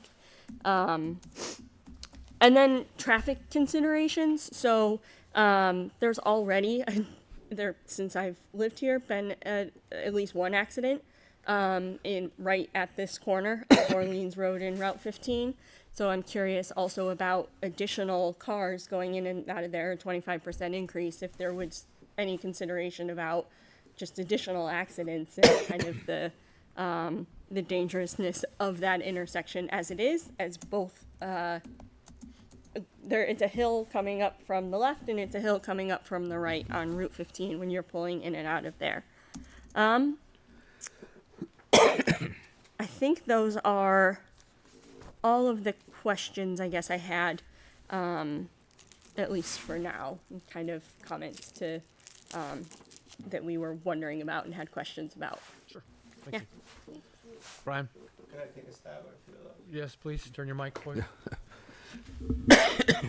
So, regarding the open space and, the promise that lot wouldn't be developed. Now, I don't know what was said, but I'll say that right next to this lot here, there is an open space lot. All right? It's this lot here. All right? Well, it's not even bound by the back. It comes in here, and it's open space all the way through the back of here. You zoom into the tax map here, Kent, you can see it pretty well. But this area right here, just to the east of this lot, is an open space lot. So I'm wondering if there's some confusion there about, that lot remaining open or not. Given it's right next to it, I could see how that mistake could happen. He's getting there. Yeah, so Just that's our going site. slow. But Zooming in. It's going very slow. those ortho photos. Yeah. But anyway, the lot next to us is an open space lot. Okay. There, is that? Yeah, it's okay. so it wraps around this direction, all the way to the. Brian, why don't you turn the other way so that the Here, audience... let me try to get this a little bit So that's our parcel. That. Give me a second. Give me a second. Give me a second. Just messing with them. It's very powerful. Very slow. Anyway, I think you get it. The lot next to it's an open space lot. Oh, I'm sorry, Ken. I don't want to do this to you, but can you go back to the? There we go. Okay. Perfect. There it is. There it is. So this is the open space lot right here. Right. So it does directly abut this lot's built on, but I'm wondering if there might be some confusion about what the open space lot was, which I can totally understand how that might happen. And then if you want to go back to the overall, Kent, that'd be great. So the wetlands as part of streamside were delineated, and they're shown on my plan. They're roughly in this right here. So this is the wetland delineation here. You Just can for see, just for those that can't see you pointing, is that I'm sorry. Yeah, that's so these dots marked right by the here. dotted line. All right, so that's the wetland. The blue line here is floodplain, and I think the green one is a river corridor. So those are multiple protections for Indian Brook. And then the sewer capacity piece. So we've already talked to the city of Essex Junction, and they do have capacity for us for 8 units. So I don't believe that's an issue. And then site distance coming out of Orleans Road. So this obviously is a state highway, required a highway access permit from Agency of Transportation.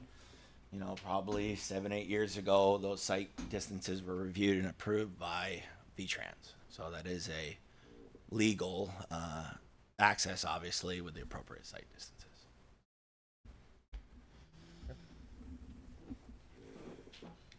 Did we get all of your questions for the most part?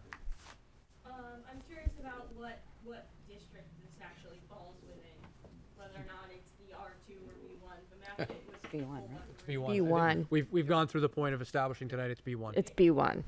There's a tiny little section, it's so confusing, there's a tiny little section in the MXD PUD that this lot sort of fits into, that's B1. I mean, could it not be there is a insurance office, which theoretically would be a business, correct? That's essentially directly behind that. And that's a B1 Is too. that part of like B1 and the Yeah. rest of Yes. like the rest of Streamside would be considered residential? Right. Yes. We were looking at the map earlier and established that I guess, yeah, that the map is R2 not- Map, that's just a sketch somebody did. Right. That's not There's no, an actual map. like- There's no distances from the street or here. There's no longitude. Right. That's just a drawing. Yeah, so I guess I'd want clarification that this site specifically fits into these B2, or I'm sorry, B1. You know, if we're looking at what the regulations look like.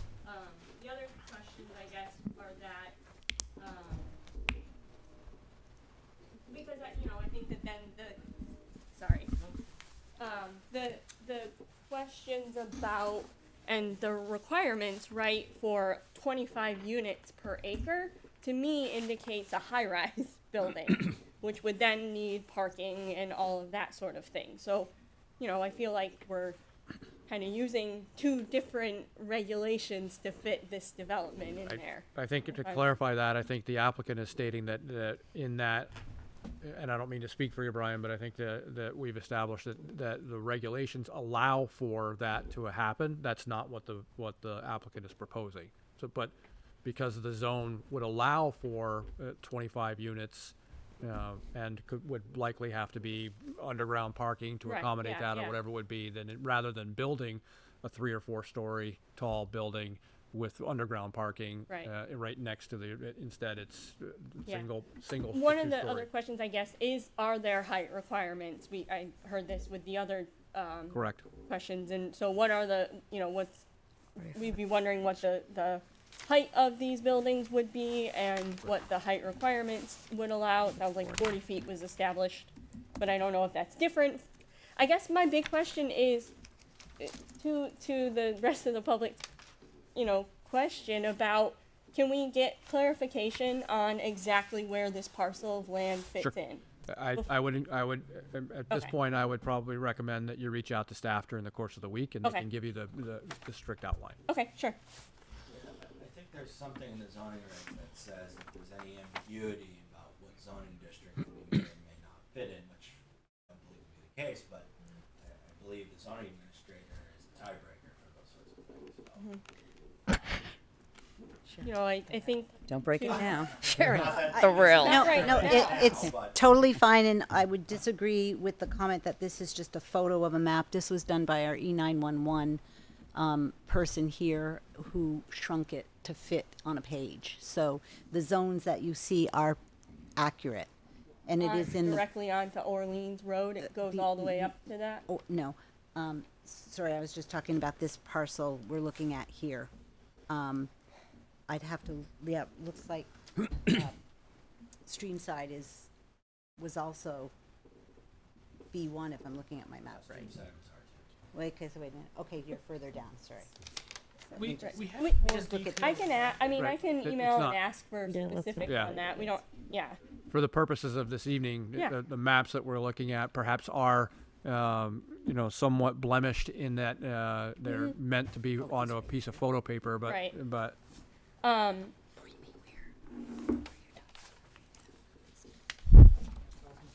Yeah, it's too small. And I guess you're right, the question about the open space, are there open space requirements for new development and new, applications? If he was proposing a planned unit development, it requires an open space for either specifically to the people within the development or to the public, however they wanted to propose it. So, no, he's just proposing a simple, well, erase that word. He's proposing a subdivision. I apologize, a site plan, Site plan. not a subdivision. Whereas your development went through subdivision process. And that was the site- conventional, I believe. No, so Streamside went through as a PUD. It did. So PUDs do, Require open space. yeah, but they don't talk about how much, where, amenities, those sorts of things. So that type of open space, being a much larger development, Streamside was 32 units, probably 15, 18 acres, something along those lines. Significant amount of open space was set aside for Streamside, but a lot of it was in between Streamside development and Route 15. It's a pretty significant wetland corridor in between those areas. That was primarily the open space that was set aside. Sharon said we're going in as a site plan. Even the subdivision process would require open space. Only the PUD process recommends.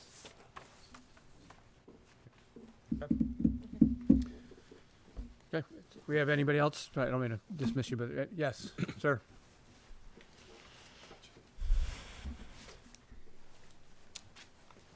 Hey, my name is Jimmy Keith. I'm Meg's neighbor. So my first question is just, Kent, you proposed some potential, this says line regulations, and was it Craig? Brian. Brian, I'm sorry, Brian. I know you put out a lot of information there as well. What is the process of, I guess, reconciliation to see where this ultimately lands in the proposed plan against the regulations? Can I? Sure. Please, yeah. I think staff's comments generally at the beginning were based upon a cursory review that might have, and I don't want to speak for you, Ken, but I think the thought was that it might have been in the R2 district. Mm-hmm. Which if it's not, if it's in the B1 district, my assumption is the zoning regulations that staff was referring to maybe aren't applicable. I think Ken still maybe has concerns about parking, but, I think that's something that the DRB needs to determine whether or not. Yeah. So it just latching on to maybe not applicable. So like kind of getting to the answer there, because And I would lean to. yeah. And my question kind of stems from, again, understanding that map came from a very, I guess, well-constructed place. It was a screenshot of a different picture in a PDF. So as we dig into that further, or if the parking regulations stop at where this land, as you said before, I think becomes undevelopable in the B1 because you can't get the right offsets or get the right units on there. Does it make sense to potentially explore recategorizing as R2 Because these units don't fit with Streamside Village as it's been developed. And if it's simply like the way it's being categorized, does that help both parties to potentially be able to develop single-family units on there if it's recategorized as R2?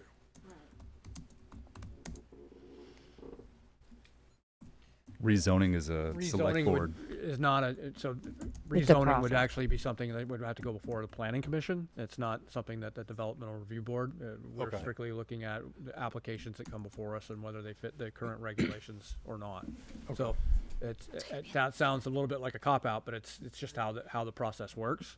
It would be something that you would want to bring up to the planning commission as a question about Okay. rezoning that district. Okay. Yeah. And that's a process. And that is a process, yeah. Yeah, but just understanding, I mean, because that option, as one of the people who, talked to Brad, whatever, the promises were, I was told there wasn't going to be development right there. And understanding, I mean, someone who just lives in a recently developed house, I'm not trying to say, hey, never develop that land, but it is significantly different than what's in the rest of the neighborhood. And I was hoping we'd still have the picture up, but we talked about blasting ledge down to, get that driveway down there or that ramp. That is blocking, as Meg said, all of us from 15. If that lowers from a ledge perspective, it doesn't matter how many trees we plant. Our houses are going to be looking right at Route 15. All of those headlights are going to be coming in on top of the street, really. Exiting that street is going to be right in my living room. So just want to make sure that's out there. A cut off of 15, I mean, understanding that was outlined as not being possible, but it also sounded like there's maybe some potential of exception. That would be preferred, I think, from my perspective.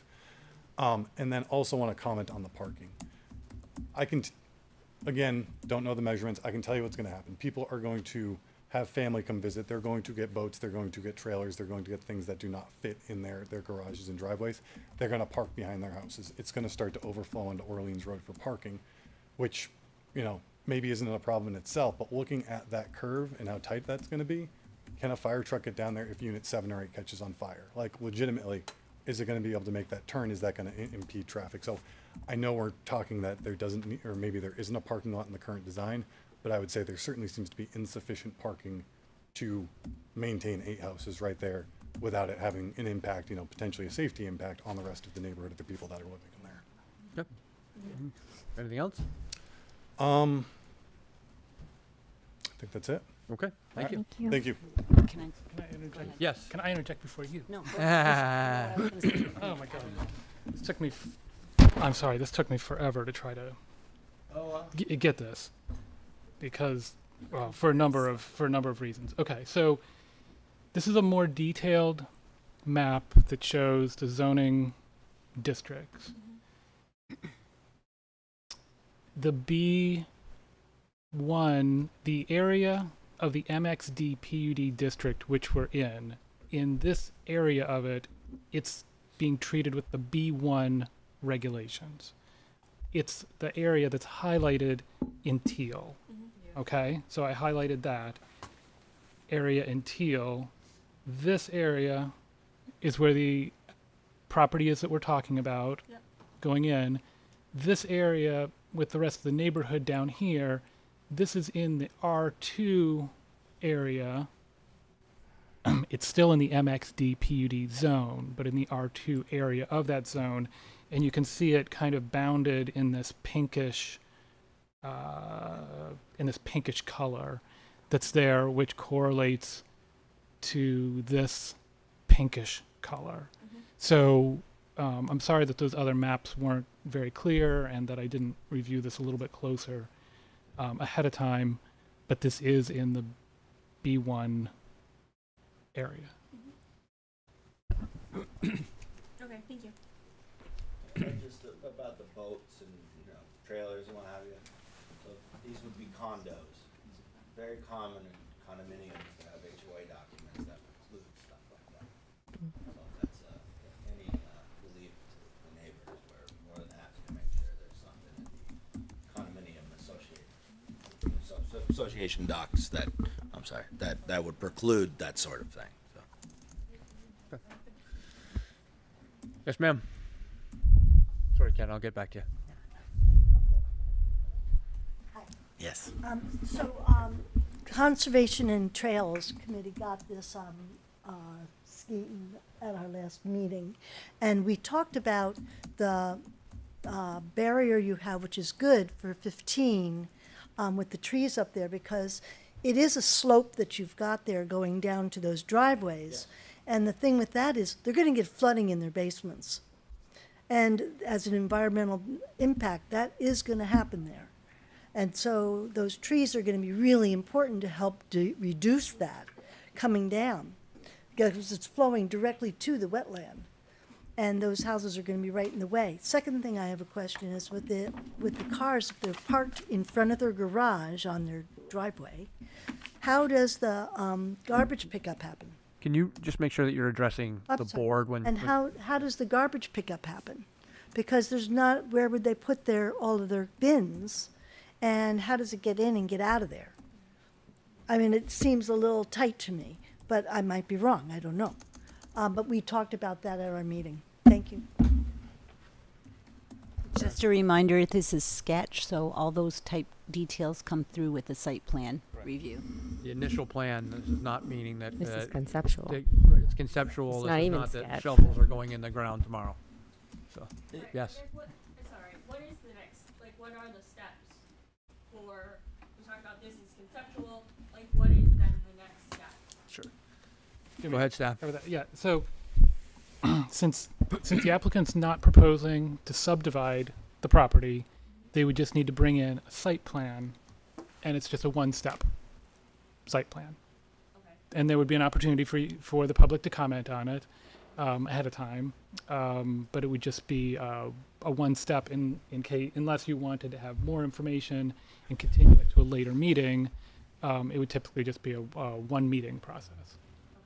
Mr. Chairman, I think, I'm going to suggest that, there's so much confusion about this, okay? Particularly, the staff doesn't seem to have sufficient time to look at this, understanding where it is and what applies. I think this needs to be continued before we're not going to make, I don't think we should be making a decision tonight on this. I think the staff needs another crack at it to be able to get more information, get this sorted out in a more presentable fashion, what zone we're in, what's allowed, what's not allowed, and before we go ahead with the rule. Because for that very reason, that if we decide, if we okay this sketch, the next step would be a step for approval. Okay, there's not going to be a, there would be, so anyway, that's going to be my suggestion, that this be continued. If I may. Yeah, there's a lot left out that we. This is a conceptual discussion. You're not going to vote on this at all. Oh, no, Just I here understand, to but come in. but that's what I'm saying. I think the conceptual discussion needs to continue more.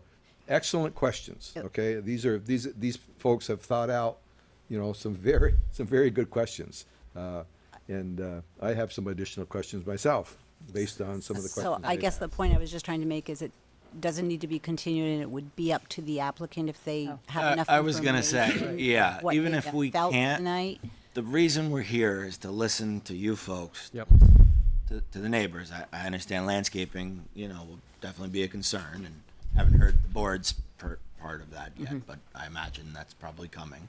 And, we understand those aspects of it, and we, of course, would accept a continuance because we don't want to get too far down the road and then find out there's an issue that should have come up, let's call it sketch or conceptual, that basically won't allow the project to move forward. So that's something we're okay with, though.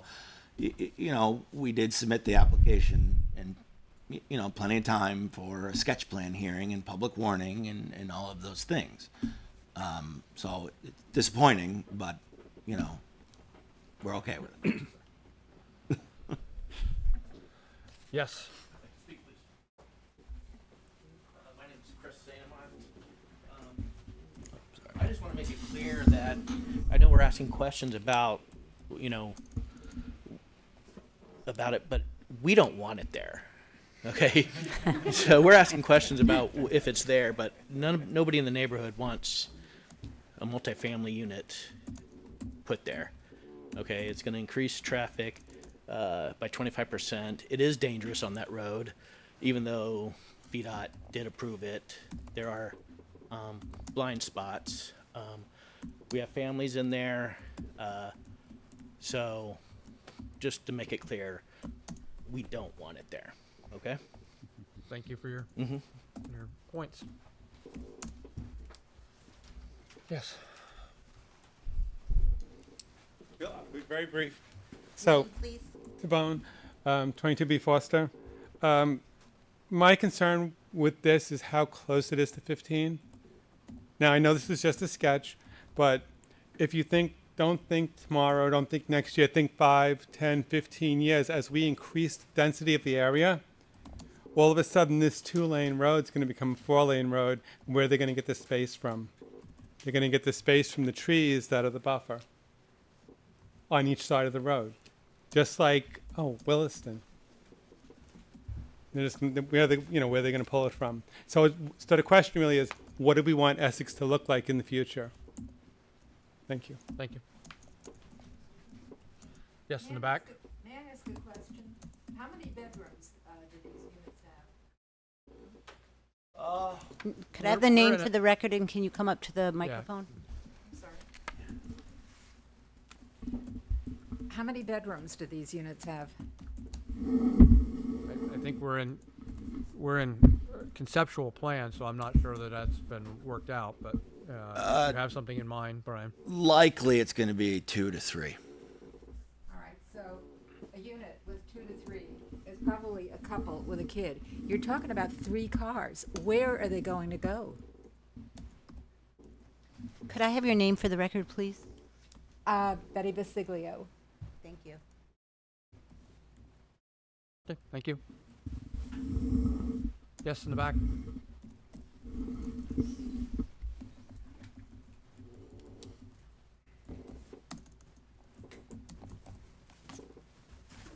My name's Elsie Rivera. I live on 71 Orleans Road. I wanted to start off with the argument about, we've all been talking about going back and forth about whether this is a parking lot or not a parking lot. I do feel like that is pretty evasive. We do need to clarify whether we're going to have a parking lot, because an establishment, he said, 25 units per acre has a lot of people living there, which means you need an area with designated spots so that visitors and people are able to park and have cars so that they don't overflow into the Just to clarify, street. We're not looking at a 25 unit I understand. development at this point. Right. So, Either way, it's still a multi-family housing unit, which will need overflow parking for visitors who are traveling just like an apartment would, or areas with high density, which is what this will be, high density units. My second point is that these multi-family or multi-unit homes are something that was discussed earlier, is that they're regulated also by the state. Is that correct? staff. They just have state building codes, right? They If wouldn't- they're single-family homes do not require building codes? This is. But this is the multi-unit. Oh, multi, Is what was Right, stated state- earlier. state yes, building yes, codes. yes. So I'm They also will. concerned about the lack of oversight, which you said you don't see these units personally. So how will the oversight of these buildings be conducted is also a concern. The state fire marshal does spot inspections as well as a final inspection, and I also do a final inspection, not on building codes. My next point, based on studies done in other high-density areas, most of these multi-family units are usually don't have school-age children, which my concern is two different things. One is the safety of the children that already live in the existing homes. There's three houses, single-unit family homes that already exist across from the development that's being proposed. And I think these homes are going to be the most impacted by this building. and again, my concern is going back to the lack of, parking and the lack of access to these buildings that will impact the children that are already living there. My children play on the street, and, with the accidents that have already happened there with, not that much traffic, imagine having all these houses being built, the traffic of the construction, the timeline that it takes to get these buildings done, and once they're already done, the amount of people that come in and out every day, increasing, the danger that our children are in. And these neighborhoods have at least 6 homes with kids that play on the street that are younger than 5 years old. So that's my third concern. And then again, there's increased emissions with the construction, the increased traffic, the increased occupancy that are affecting our residents that are, single unit housing actually has higher tax revenue than these multi-unit housing, and we're affected by it. And most of us don't want to live next to one of these multi-unit family homes because that's not where we chose to live. When I bought this house, that area there was no discussion of it being developed. And if I would have known that that area would have been developed, I wouldn't have bought that property. And if it does get developed, I am considering selling that property. The amount of tax revenue will go down because most of us don't want to live there anymore. And then going back to the increased emissions, like I said, there's at least 6 households with children in there that will be affected by the pollution, not just from construction, but the increased traffic. Thank you. Thank you. Yes.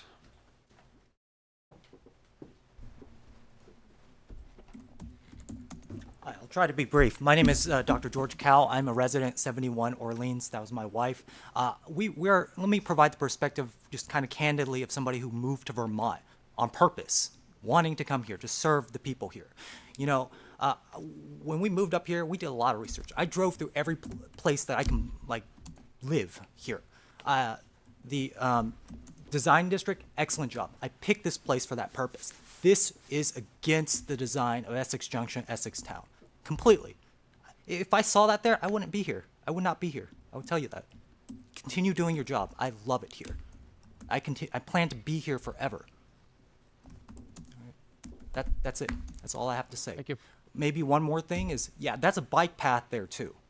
And there's no sidewalk for the people that in that multifamily unit, whether they're going to walk out where cars are coming in and out. That's a safety concern, I guess. And, I also heard that was going to be developed into maybe a potentially bike path. I wanted to bike to work. I work at the hospital. So does my wife.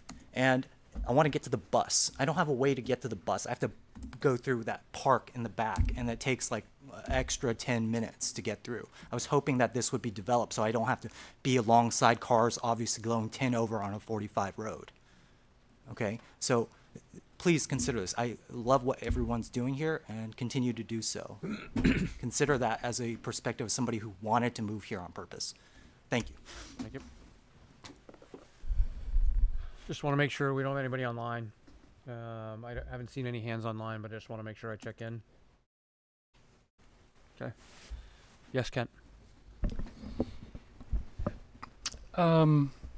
So I think from looking at the regulations, my main concern is about the parking or the circulation or the car moving area that's up front by the road. But I understand that this is a pretty tight site and the applicant's trying to do a lot with the space, probably a lot more than probably really fits very well, but a lot with the space. And I'm trying to figure out something in the regulations here to sort of get through this. It does indicate in the table 16 on page 32, number 9, where it talks some more about site design. It says that parking should be underneath, behind, or to the side of buildings to the extent possible to reduce its visual and physical prominence. Where visible, it should be screened with landscaping or hardscape, shrubs, sitting walls, etc.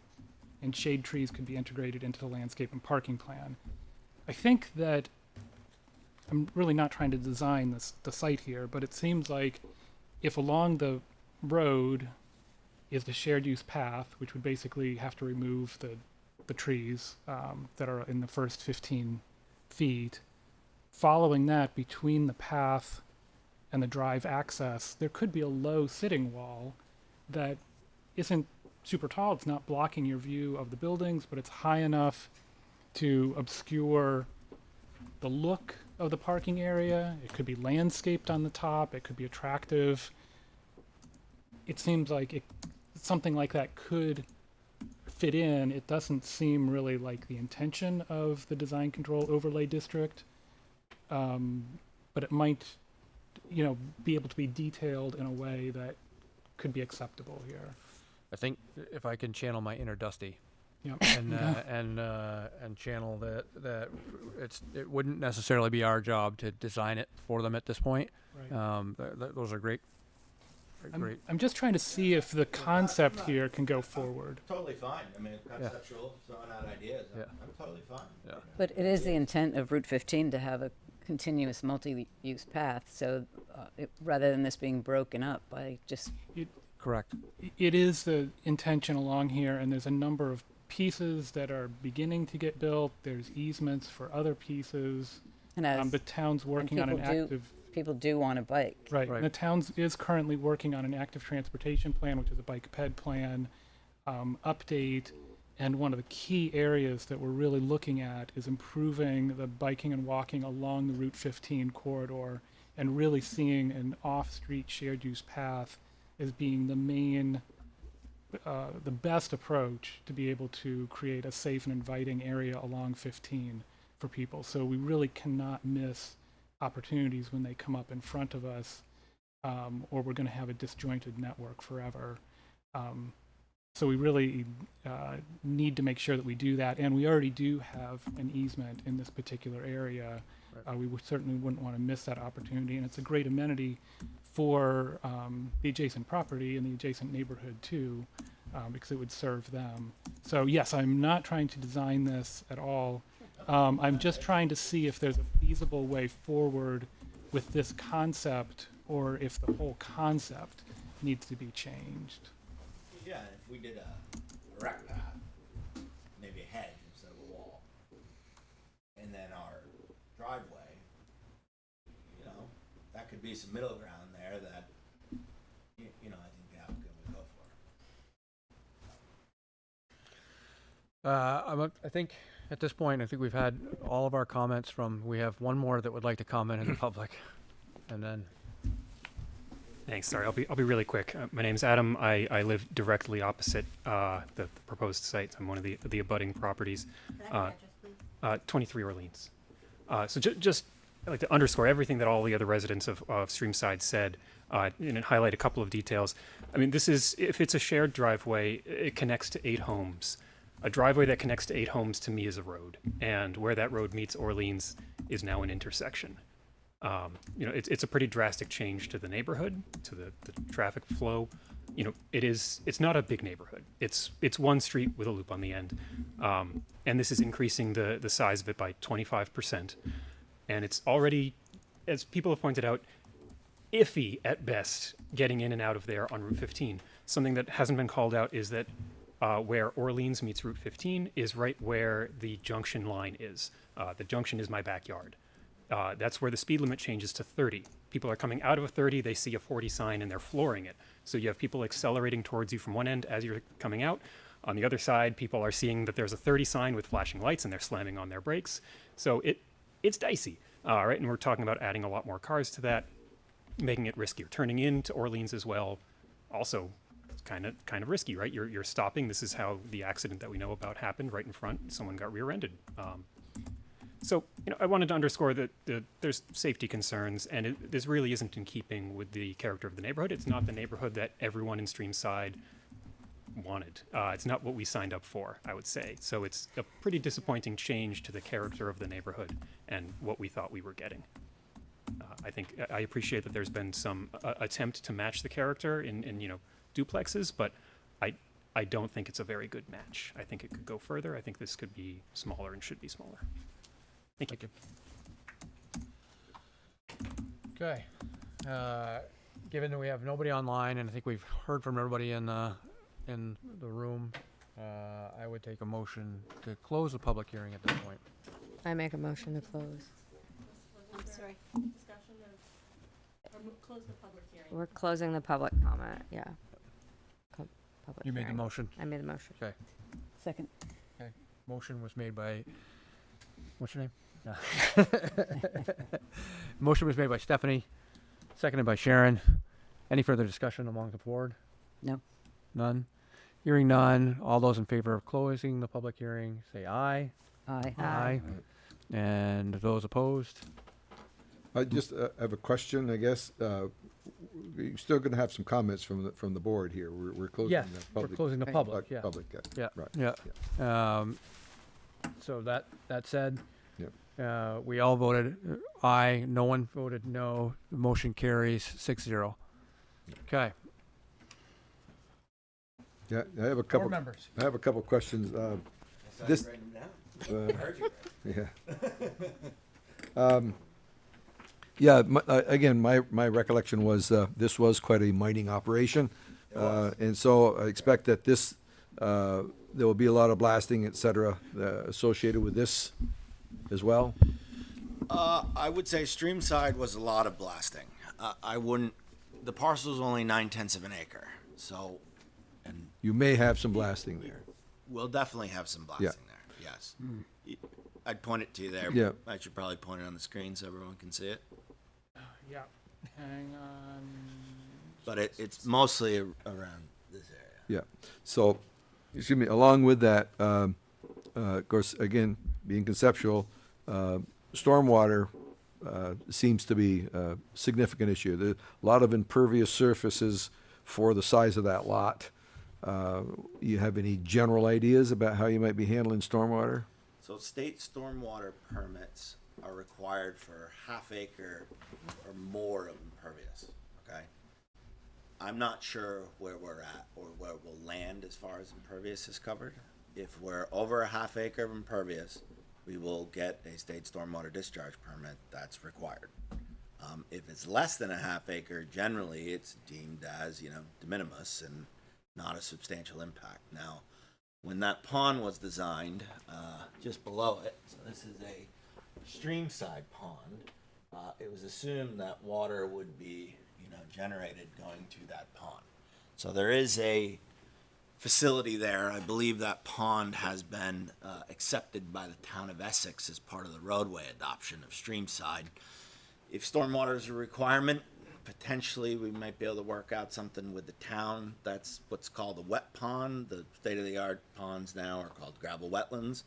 Potentially we could help the town with some of their water quality standards by upgrading that pond to a gravel wetland while also treating our impervious. Something I thought about, but we might treat it on site also, but haven't really gotten that far yet. So these contours are not correct then? You're saying there's more of a pond area there? You're correct, yep. There is a pond. You see the outlet structure Right. here? Yeah. These are the existing before that pond was built. But, Okay. yep, Yeah. there's a pond right there. That's all I have for the moment. Nick, anything? Nothing. Sharon? I'm just a little concerned about where people will park, guest parking, and that sort of thing. Doesn't seem like there's a lot of room. Yeah, so it's a garage Right. and a driveway, right? Similar to. And then guests would park on the street. Is it? Yeah, I mean, I'll say as part of the Homes Act, municipalities aren't allowed to require any more than one space per unit. Yeah, I read it. In areas served by water and sewer. So, regardless of town parking standards, which I don't believe, do they have for multi? It hasn't been updated yet, but Yeah. when it is updated, Yeah. we're using it in our minds like it's updated. It's Yeah. one parking space per unit, regardless of the size of that unit. Correct. Sort in of, areas sort of served by water and crazy, sewer. a little bit Well, crazy. it's to really try to encourage more of this type of development, seeing that it's really needed, and also figuring that the people building it are probably going to design what they feel like the market is going to require, but realizing that barrier, creating parking is a cost barrier, and this is just a way of trying to keep it down. But one way or the other, it's one parking space is required per unit. Right. So here, 8 parking spaces would be required. Another reason for the multi-use path, since they're only going to have one car. Sure. I mean, in this area, it should be pretty walkable. You're near a lot of important destinations. You're connecting neighborhoods together. It's going to take us a little while to get there, but people living in the town of Essex should really be able to have good walking and biking facilities. We've made a good start, but we have a lot of connections to still make. Ken, may I ask, you said that we already have an easement in front of that parcel. Is that a multi-use path easement? Yes. Thank you. Yeah, it was given as part of Streamside. 15 feet wide. Sounds right. I have a question. Where would a large truck turn around if it went up there to make a delivery? It would have to turn around in one of these driveways. Where there could be a car parked. Could. There's 8 driveways. If the fire chief has an issue or a trash collector has an issue, we could likely put a turnaround at the end, potentially. We could go somewhere on the end here. Away from the homes. Mm-hmm.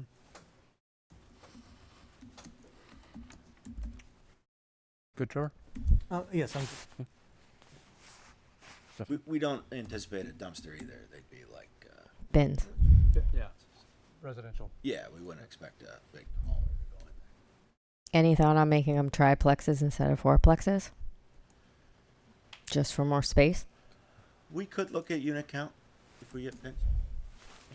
Yeah, with the higher cost of blasting and site construction, unit count is a driver here. And yep. Like I said, we're trying to Maximum. fit as best we can with the neighborhood while, understanding that blasting is expensive.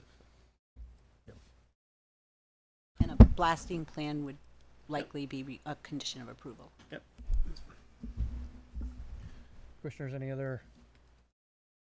other questions? I'll just add that I didn't have questions because I think Brian's received a lot of feedback from the board, from staff, and from the neighbors.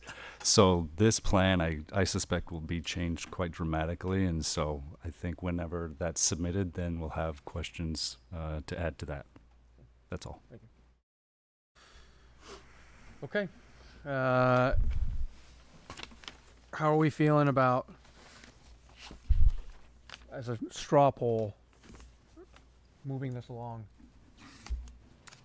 As a conceptual. as a conceptual plan To talk about. with perhaps some changes before we see this again, and what changes you would want to see?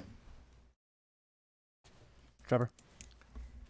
Well, what are we saying? We want That's to just a straw, just continue. feeling. Well, I don't think we can continue. It's No. we either approve it or We don't approve Don't it. we don't even any approve it. action Actually, we on it. right, no- yeah, there's no- right. But the question is, as far as Right. warnings and stuff, Yeah. if the applicant wants to continue the Yep. conceptual discussion, you can certainly move to do that. Yep. Yeah, my preference would be to continue so we don't have to rewarn. Right. Would be my Yep. preference. Sounds good. Yeah.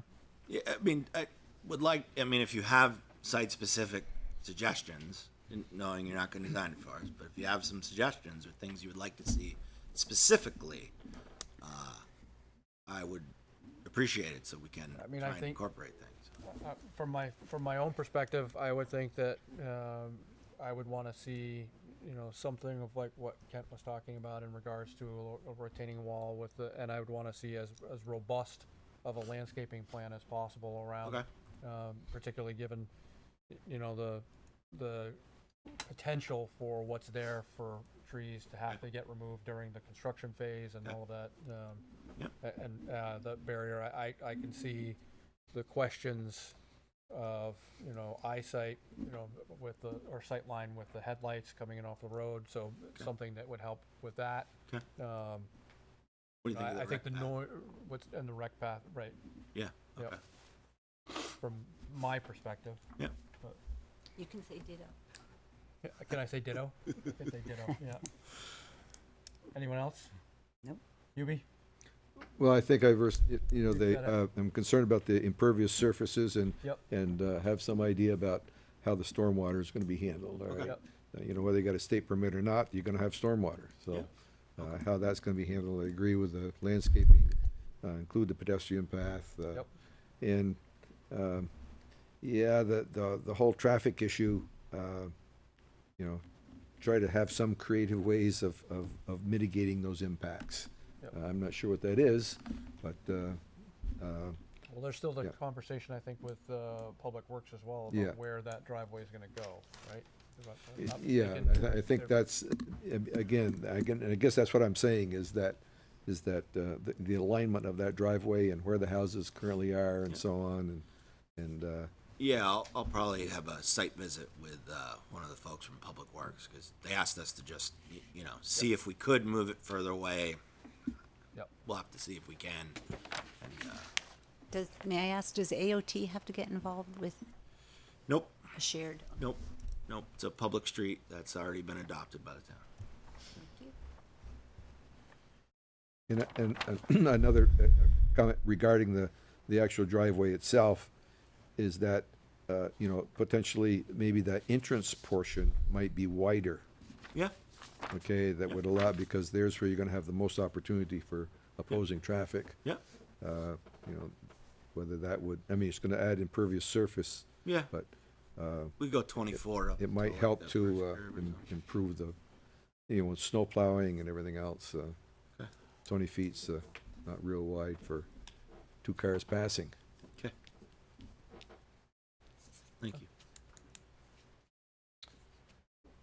So we are at the position now where we have a decision to make of sorts. Continue or not? Yeah, I'd to say continue or not. I say we continue the conceptual. That way we don't have to warn it again. Yeah. They don't have to put too much more effort and money into it if it comes back and we're just like, yeah, no, this ain't going anywhere. Is that a motion? I make a motion that we continue the conceptual conversation to another meeting. I second that motion. So we have a continuance motion by Stephanie. It's been seconded by Sharon. Any other further discussion amongst the board? Hearing none.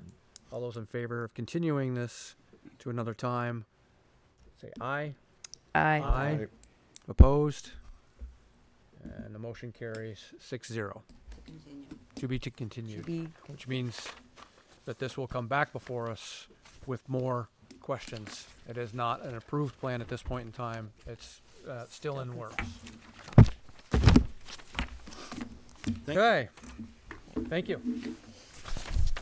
We are now on to other business. Meeting minutes. Meeting minutes. Meeting minutes. Oh, yeah. Thank you all for coming. We appreciate it. Yep. We'll pause a moment in our proceedings to make sure that the room can be exited. No, you can stay. You can stay. You can stay. You can sleep over. In fact, we'll be here. We'll be here again next month if you want to come back. Yeah.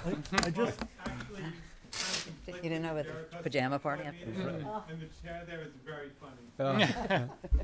I was doing my best. What can I tell you? just a point of information, who turned the heat off? Yeah, Yeah, I know. I wish you would have said something. I know. Go turn it They on. turned. Yeah, It's I like was the air freezing. kicked on. I know. I didn't wear a coat because I'm like, it's going to be so hot. Yeah, I'm like, yeah, You were cold too? Yes. yeah. I thought I was just. Well, I'm in a sweater, so I'm All okay. right. What did I do with my agenda? Forgot my notes. I think it's meeting minutes. It's meeting minutes, and I just had it a second ago. I can start. Here we go. Yeah, thank you. January 16th, is that? Yep. Yes. So,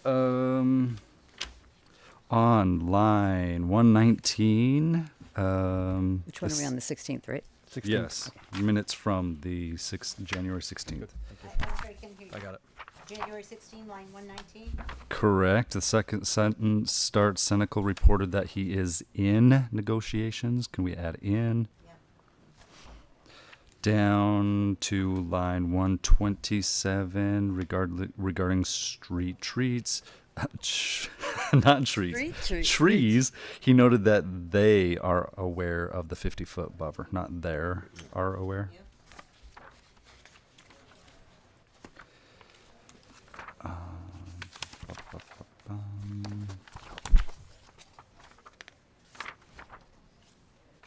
And those were the only suggestions for that set of minutes.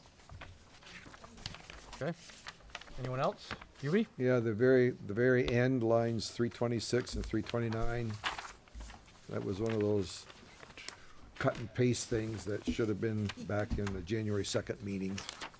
I think. Thank you, Yeah. for giving me those in advance. Yeah. So I called Sharon on that. That whole note was from back on January 2nd. Yeah.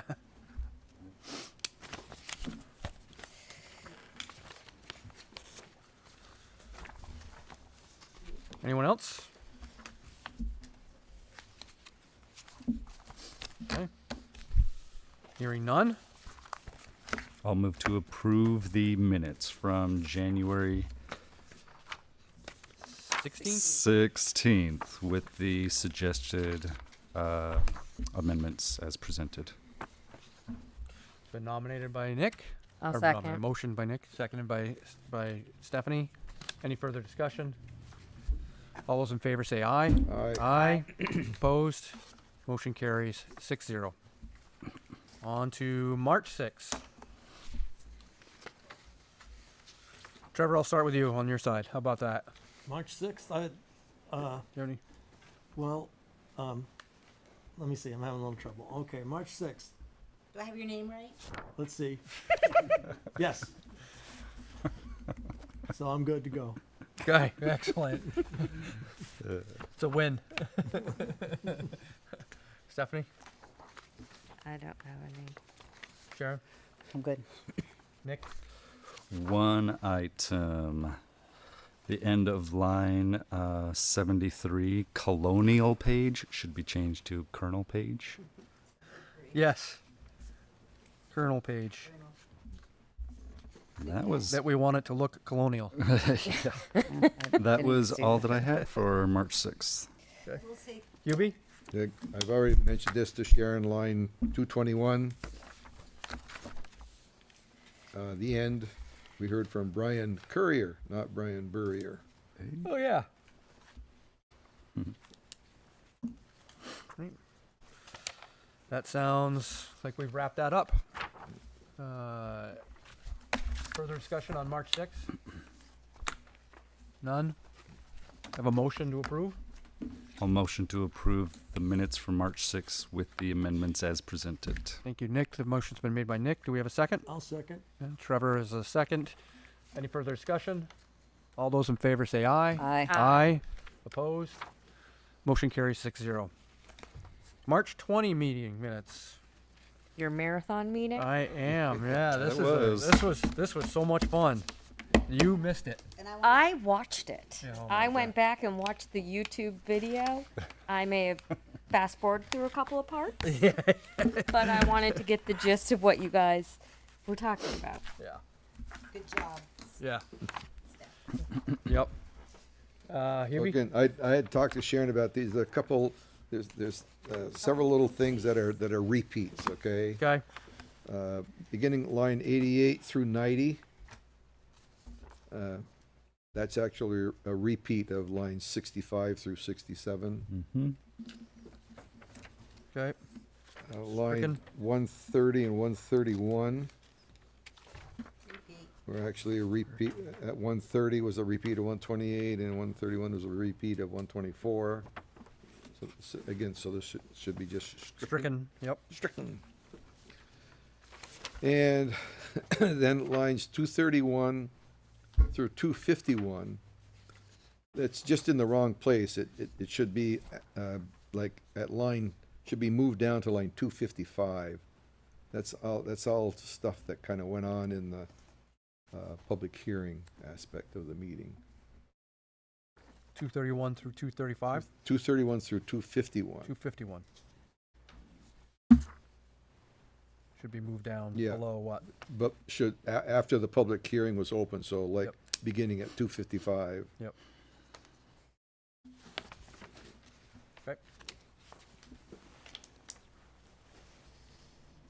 Okay. Line 362. Mr. Drew Dean from Winooski there. I think he didn't want to protect Amazon. I think he protest. Yeah. Yes. Protect should be changed to protest. And I thank Hubie again who got those to me way before. Yeah, so she's The changes are. captured those. Would you Okay. prefer that, Sharon? That we? Unlike, Absolutely. unlike me, who sent them like 5 minutes before the meeting. Yeah, Oh. at least 24 hours. I did not see that you sent me something yet. Yeah, I apologized and said, do this later. Okay. So does that mean, is that for the March 6th meeting? No, March 20th. Oh. Do you want to go through those, Sharon? Room or no? Changes on the record or? Oh, sorry? Do you want to get the changes on the record? Yes. Okay. They're long now, that's the only problem. You can Okay. give that to me after. Okay. Does that have the line numbers on it? Yes. Perfect. Okay, fire away, start off. You want me to start off? Why not? Well, my big issue was on lines 188 and 189. We had a very long discussion about the waiver, and it just says the board deliberated among themselves, occasionally asking for clarification from staff and the applicant. So I sort of would like the discussion about the waiver to be in there because it was pretty important to the public, and Can you also summarize the discussion so that it's not. I can, yeah. Let me see if I can summarize it. Go ahead. The applicant gave his reasons for waiving the buffer, which were more, it cost him money to do it, and I put the stormwater and whatever in there. And I quoted the regulations about the development being should be within harmony, harmonious with the natural surroundings. And I didn't think that the waiver met that or the actual building met that. And then Dusty next mentioned that the 50-foot buffer is not strictly screening, and it could be space or hardscape. And Hubie responded that the regulations do say that there needs to be screening. And then we all had a discussion and we agreed that there should be robust landscaping with elements of screening. And I didn't really agree with elements, but Yep. I wanted screening. An element could be one tree, but And what line was that on? 188? 188 to 189. But I sent the actual discussion to you by email. So was that was part of your discussion from here? I'm trying, I've been asked to condense minutes. Yeah, I just think that was, There's a lot in that section. I think it was way too condensed, and for me personally, as a DRB member, I was adamantly opposed to that waiver. So I want my reasons in there in the discussion. That's up Yep. to the board to I'm decide. fine with that. No, I agree with you that was very much Yep. a very important part of that whole meeting was the discussion about And the it- waiver, and there should be. For me, for the public, I just think Yeah. it should be in there so people Yep. know why we Oh, made no, it. because there's going to be more about that. What? Yeah, There will be more discussion about the waiver. right. We can't talk about that right now.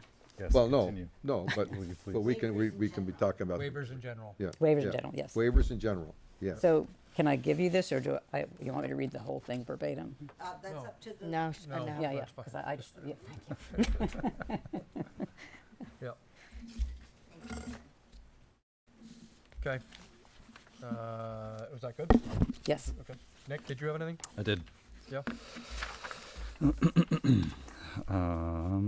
Line 115, second sentence, public comments raised issues instead of just raise. Yep. Line, the very next line, 116, towards the end, the applicants clarified that the project. 116? Yep. Yes. Clarified.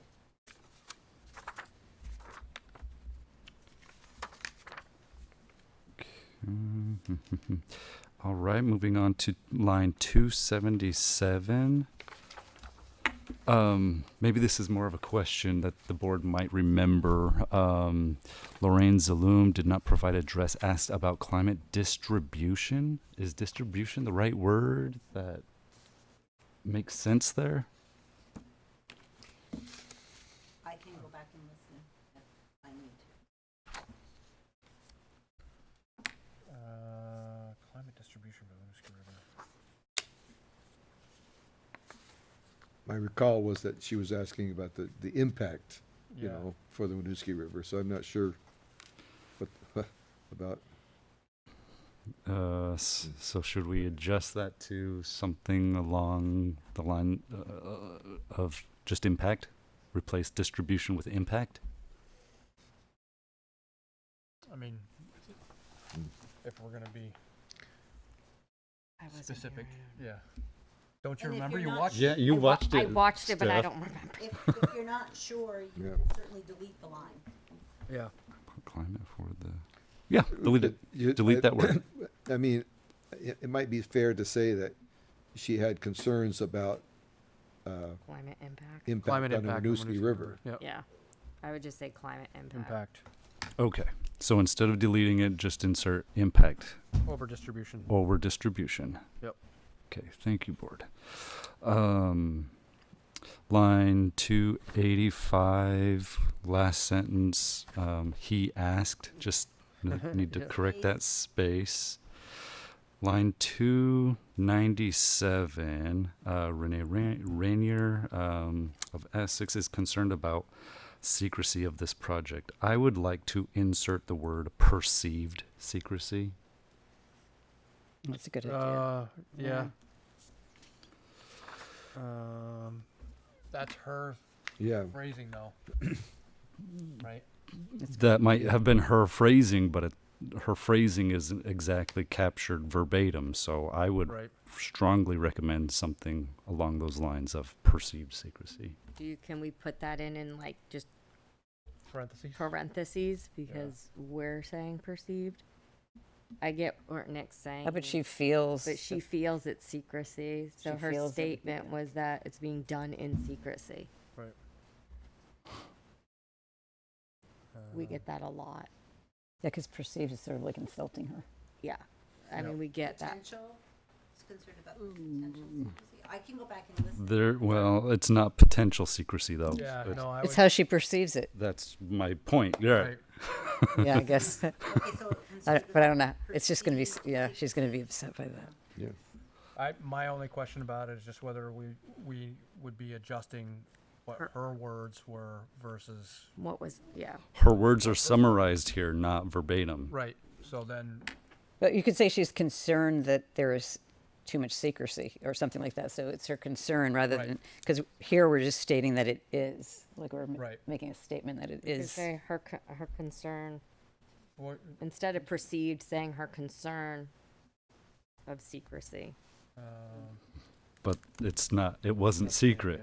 I think. right. Right. Do you want me? Continue these. Yeah. Let Let's you go continue those back and try to capture. let's see if there's anything else that I can do that for you. I love skimming through the thing. Yeah. I might have it in my notes Just to be so much fun. But I am good at fast forwarding. You have to. Okay. Continuing. Line 3037, California and Colorado, not Arizona. I'm sorry, line 337, as in what was your? California and Colorado, not Arizona. This our long meeting, I don't. And Yes. and that was I it. actually, Yeah, 11:02. I actually missed something I noticed. that you went Okay, by. that was my last change. Or recommendation, I should say. Yeah, sorry. Okay. So Sharon, lines 333 to 334. I don't think. Did I do that? Yep. I don't think you meant that Gina asked where people would be houses. Through what line? I liked it. I almost wanted to leave it in. Yeah. House, yeah, that was a typo, house. And she really likes to be called Gina Halpin Barrett. Okay. I don't think she cares that much, but she always leaves the Halpin in. For her name, I mean. Yep. Yep, I will look at her. I will look at her. What'd you say? Signage. Okay. If she signed in as Gina Halpin, Oh, she might have just signed Gina Barrett. Yeah. so however she signed the sign-in sheet is. Yep. I'll check that. Anything else? That's it for me. Hubie? No, I think it's good, that, you know, you have different eyes on these things. Yep. Because Yes. it's interesting how different things How you pop up. zone in and then you miss everything else. Yeah, Yep. yeah. Trevor? Well, I was in La La Land. That's when right. the meeting took place. Yeah. That's right. Yeah, so how you doing? Yeah. Oh, I'm better, thanks. Okay. And Stephanie, you were not here. I was not here. So we will, May I continue one more thing? yes. Sorry, I'm going back to the perceived. I want that inserted. I am making that as one of the 297, the perceived secrecy. I thought we were going to continue these so that Sharon could go back and. To what she exactly said. I feel like that's unnecessary. Okay. Okay. That's additional work for Sharon because it's her perceived opinion of secrecy. Yep. And we're not capturing her language verbatim here. Sure. That was her opinion. And it's so concerned about perceived secrecy, drop About the perceived, perceived. is concerned about the perceived secrecy of this project, I think thus stays. yes, correct. Why is it always that they think it's? I mean, half the time I don't even know until the news says something, and I'm like, oh God, that's what's going to be on the agenda, like. Yeah. Because I'll look at the agenda and it'll just be a name, and I'll be like, oh, okay, it's an LLC, and then somebody will say it's going to be this, and I was like, oh, okay. Like, I don't know. Is that, so are we all okay with the insertion of perceived? Yeah. Yes. Yeah, Yep. yeah. Yep. Thank you. Then, in that case, since we're not going to bother continuing these meeting minutes, would somebody venture to make a motion?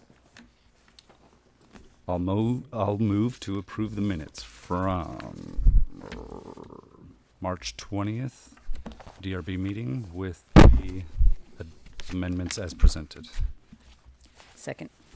Moved by Nick, seconded by Sharon. Any further discussion? All those in favor say aye. Aye. Aye. Aye. Opposed? Motion carries 6-0. Wow, here we go. I saved you a little And bit of I'd like time, to think that Sharon. we're done, but are we done? Yes. No. Other business.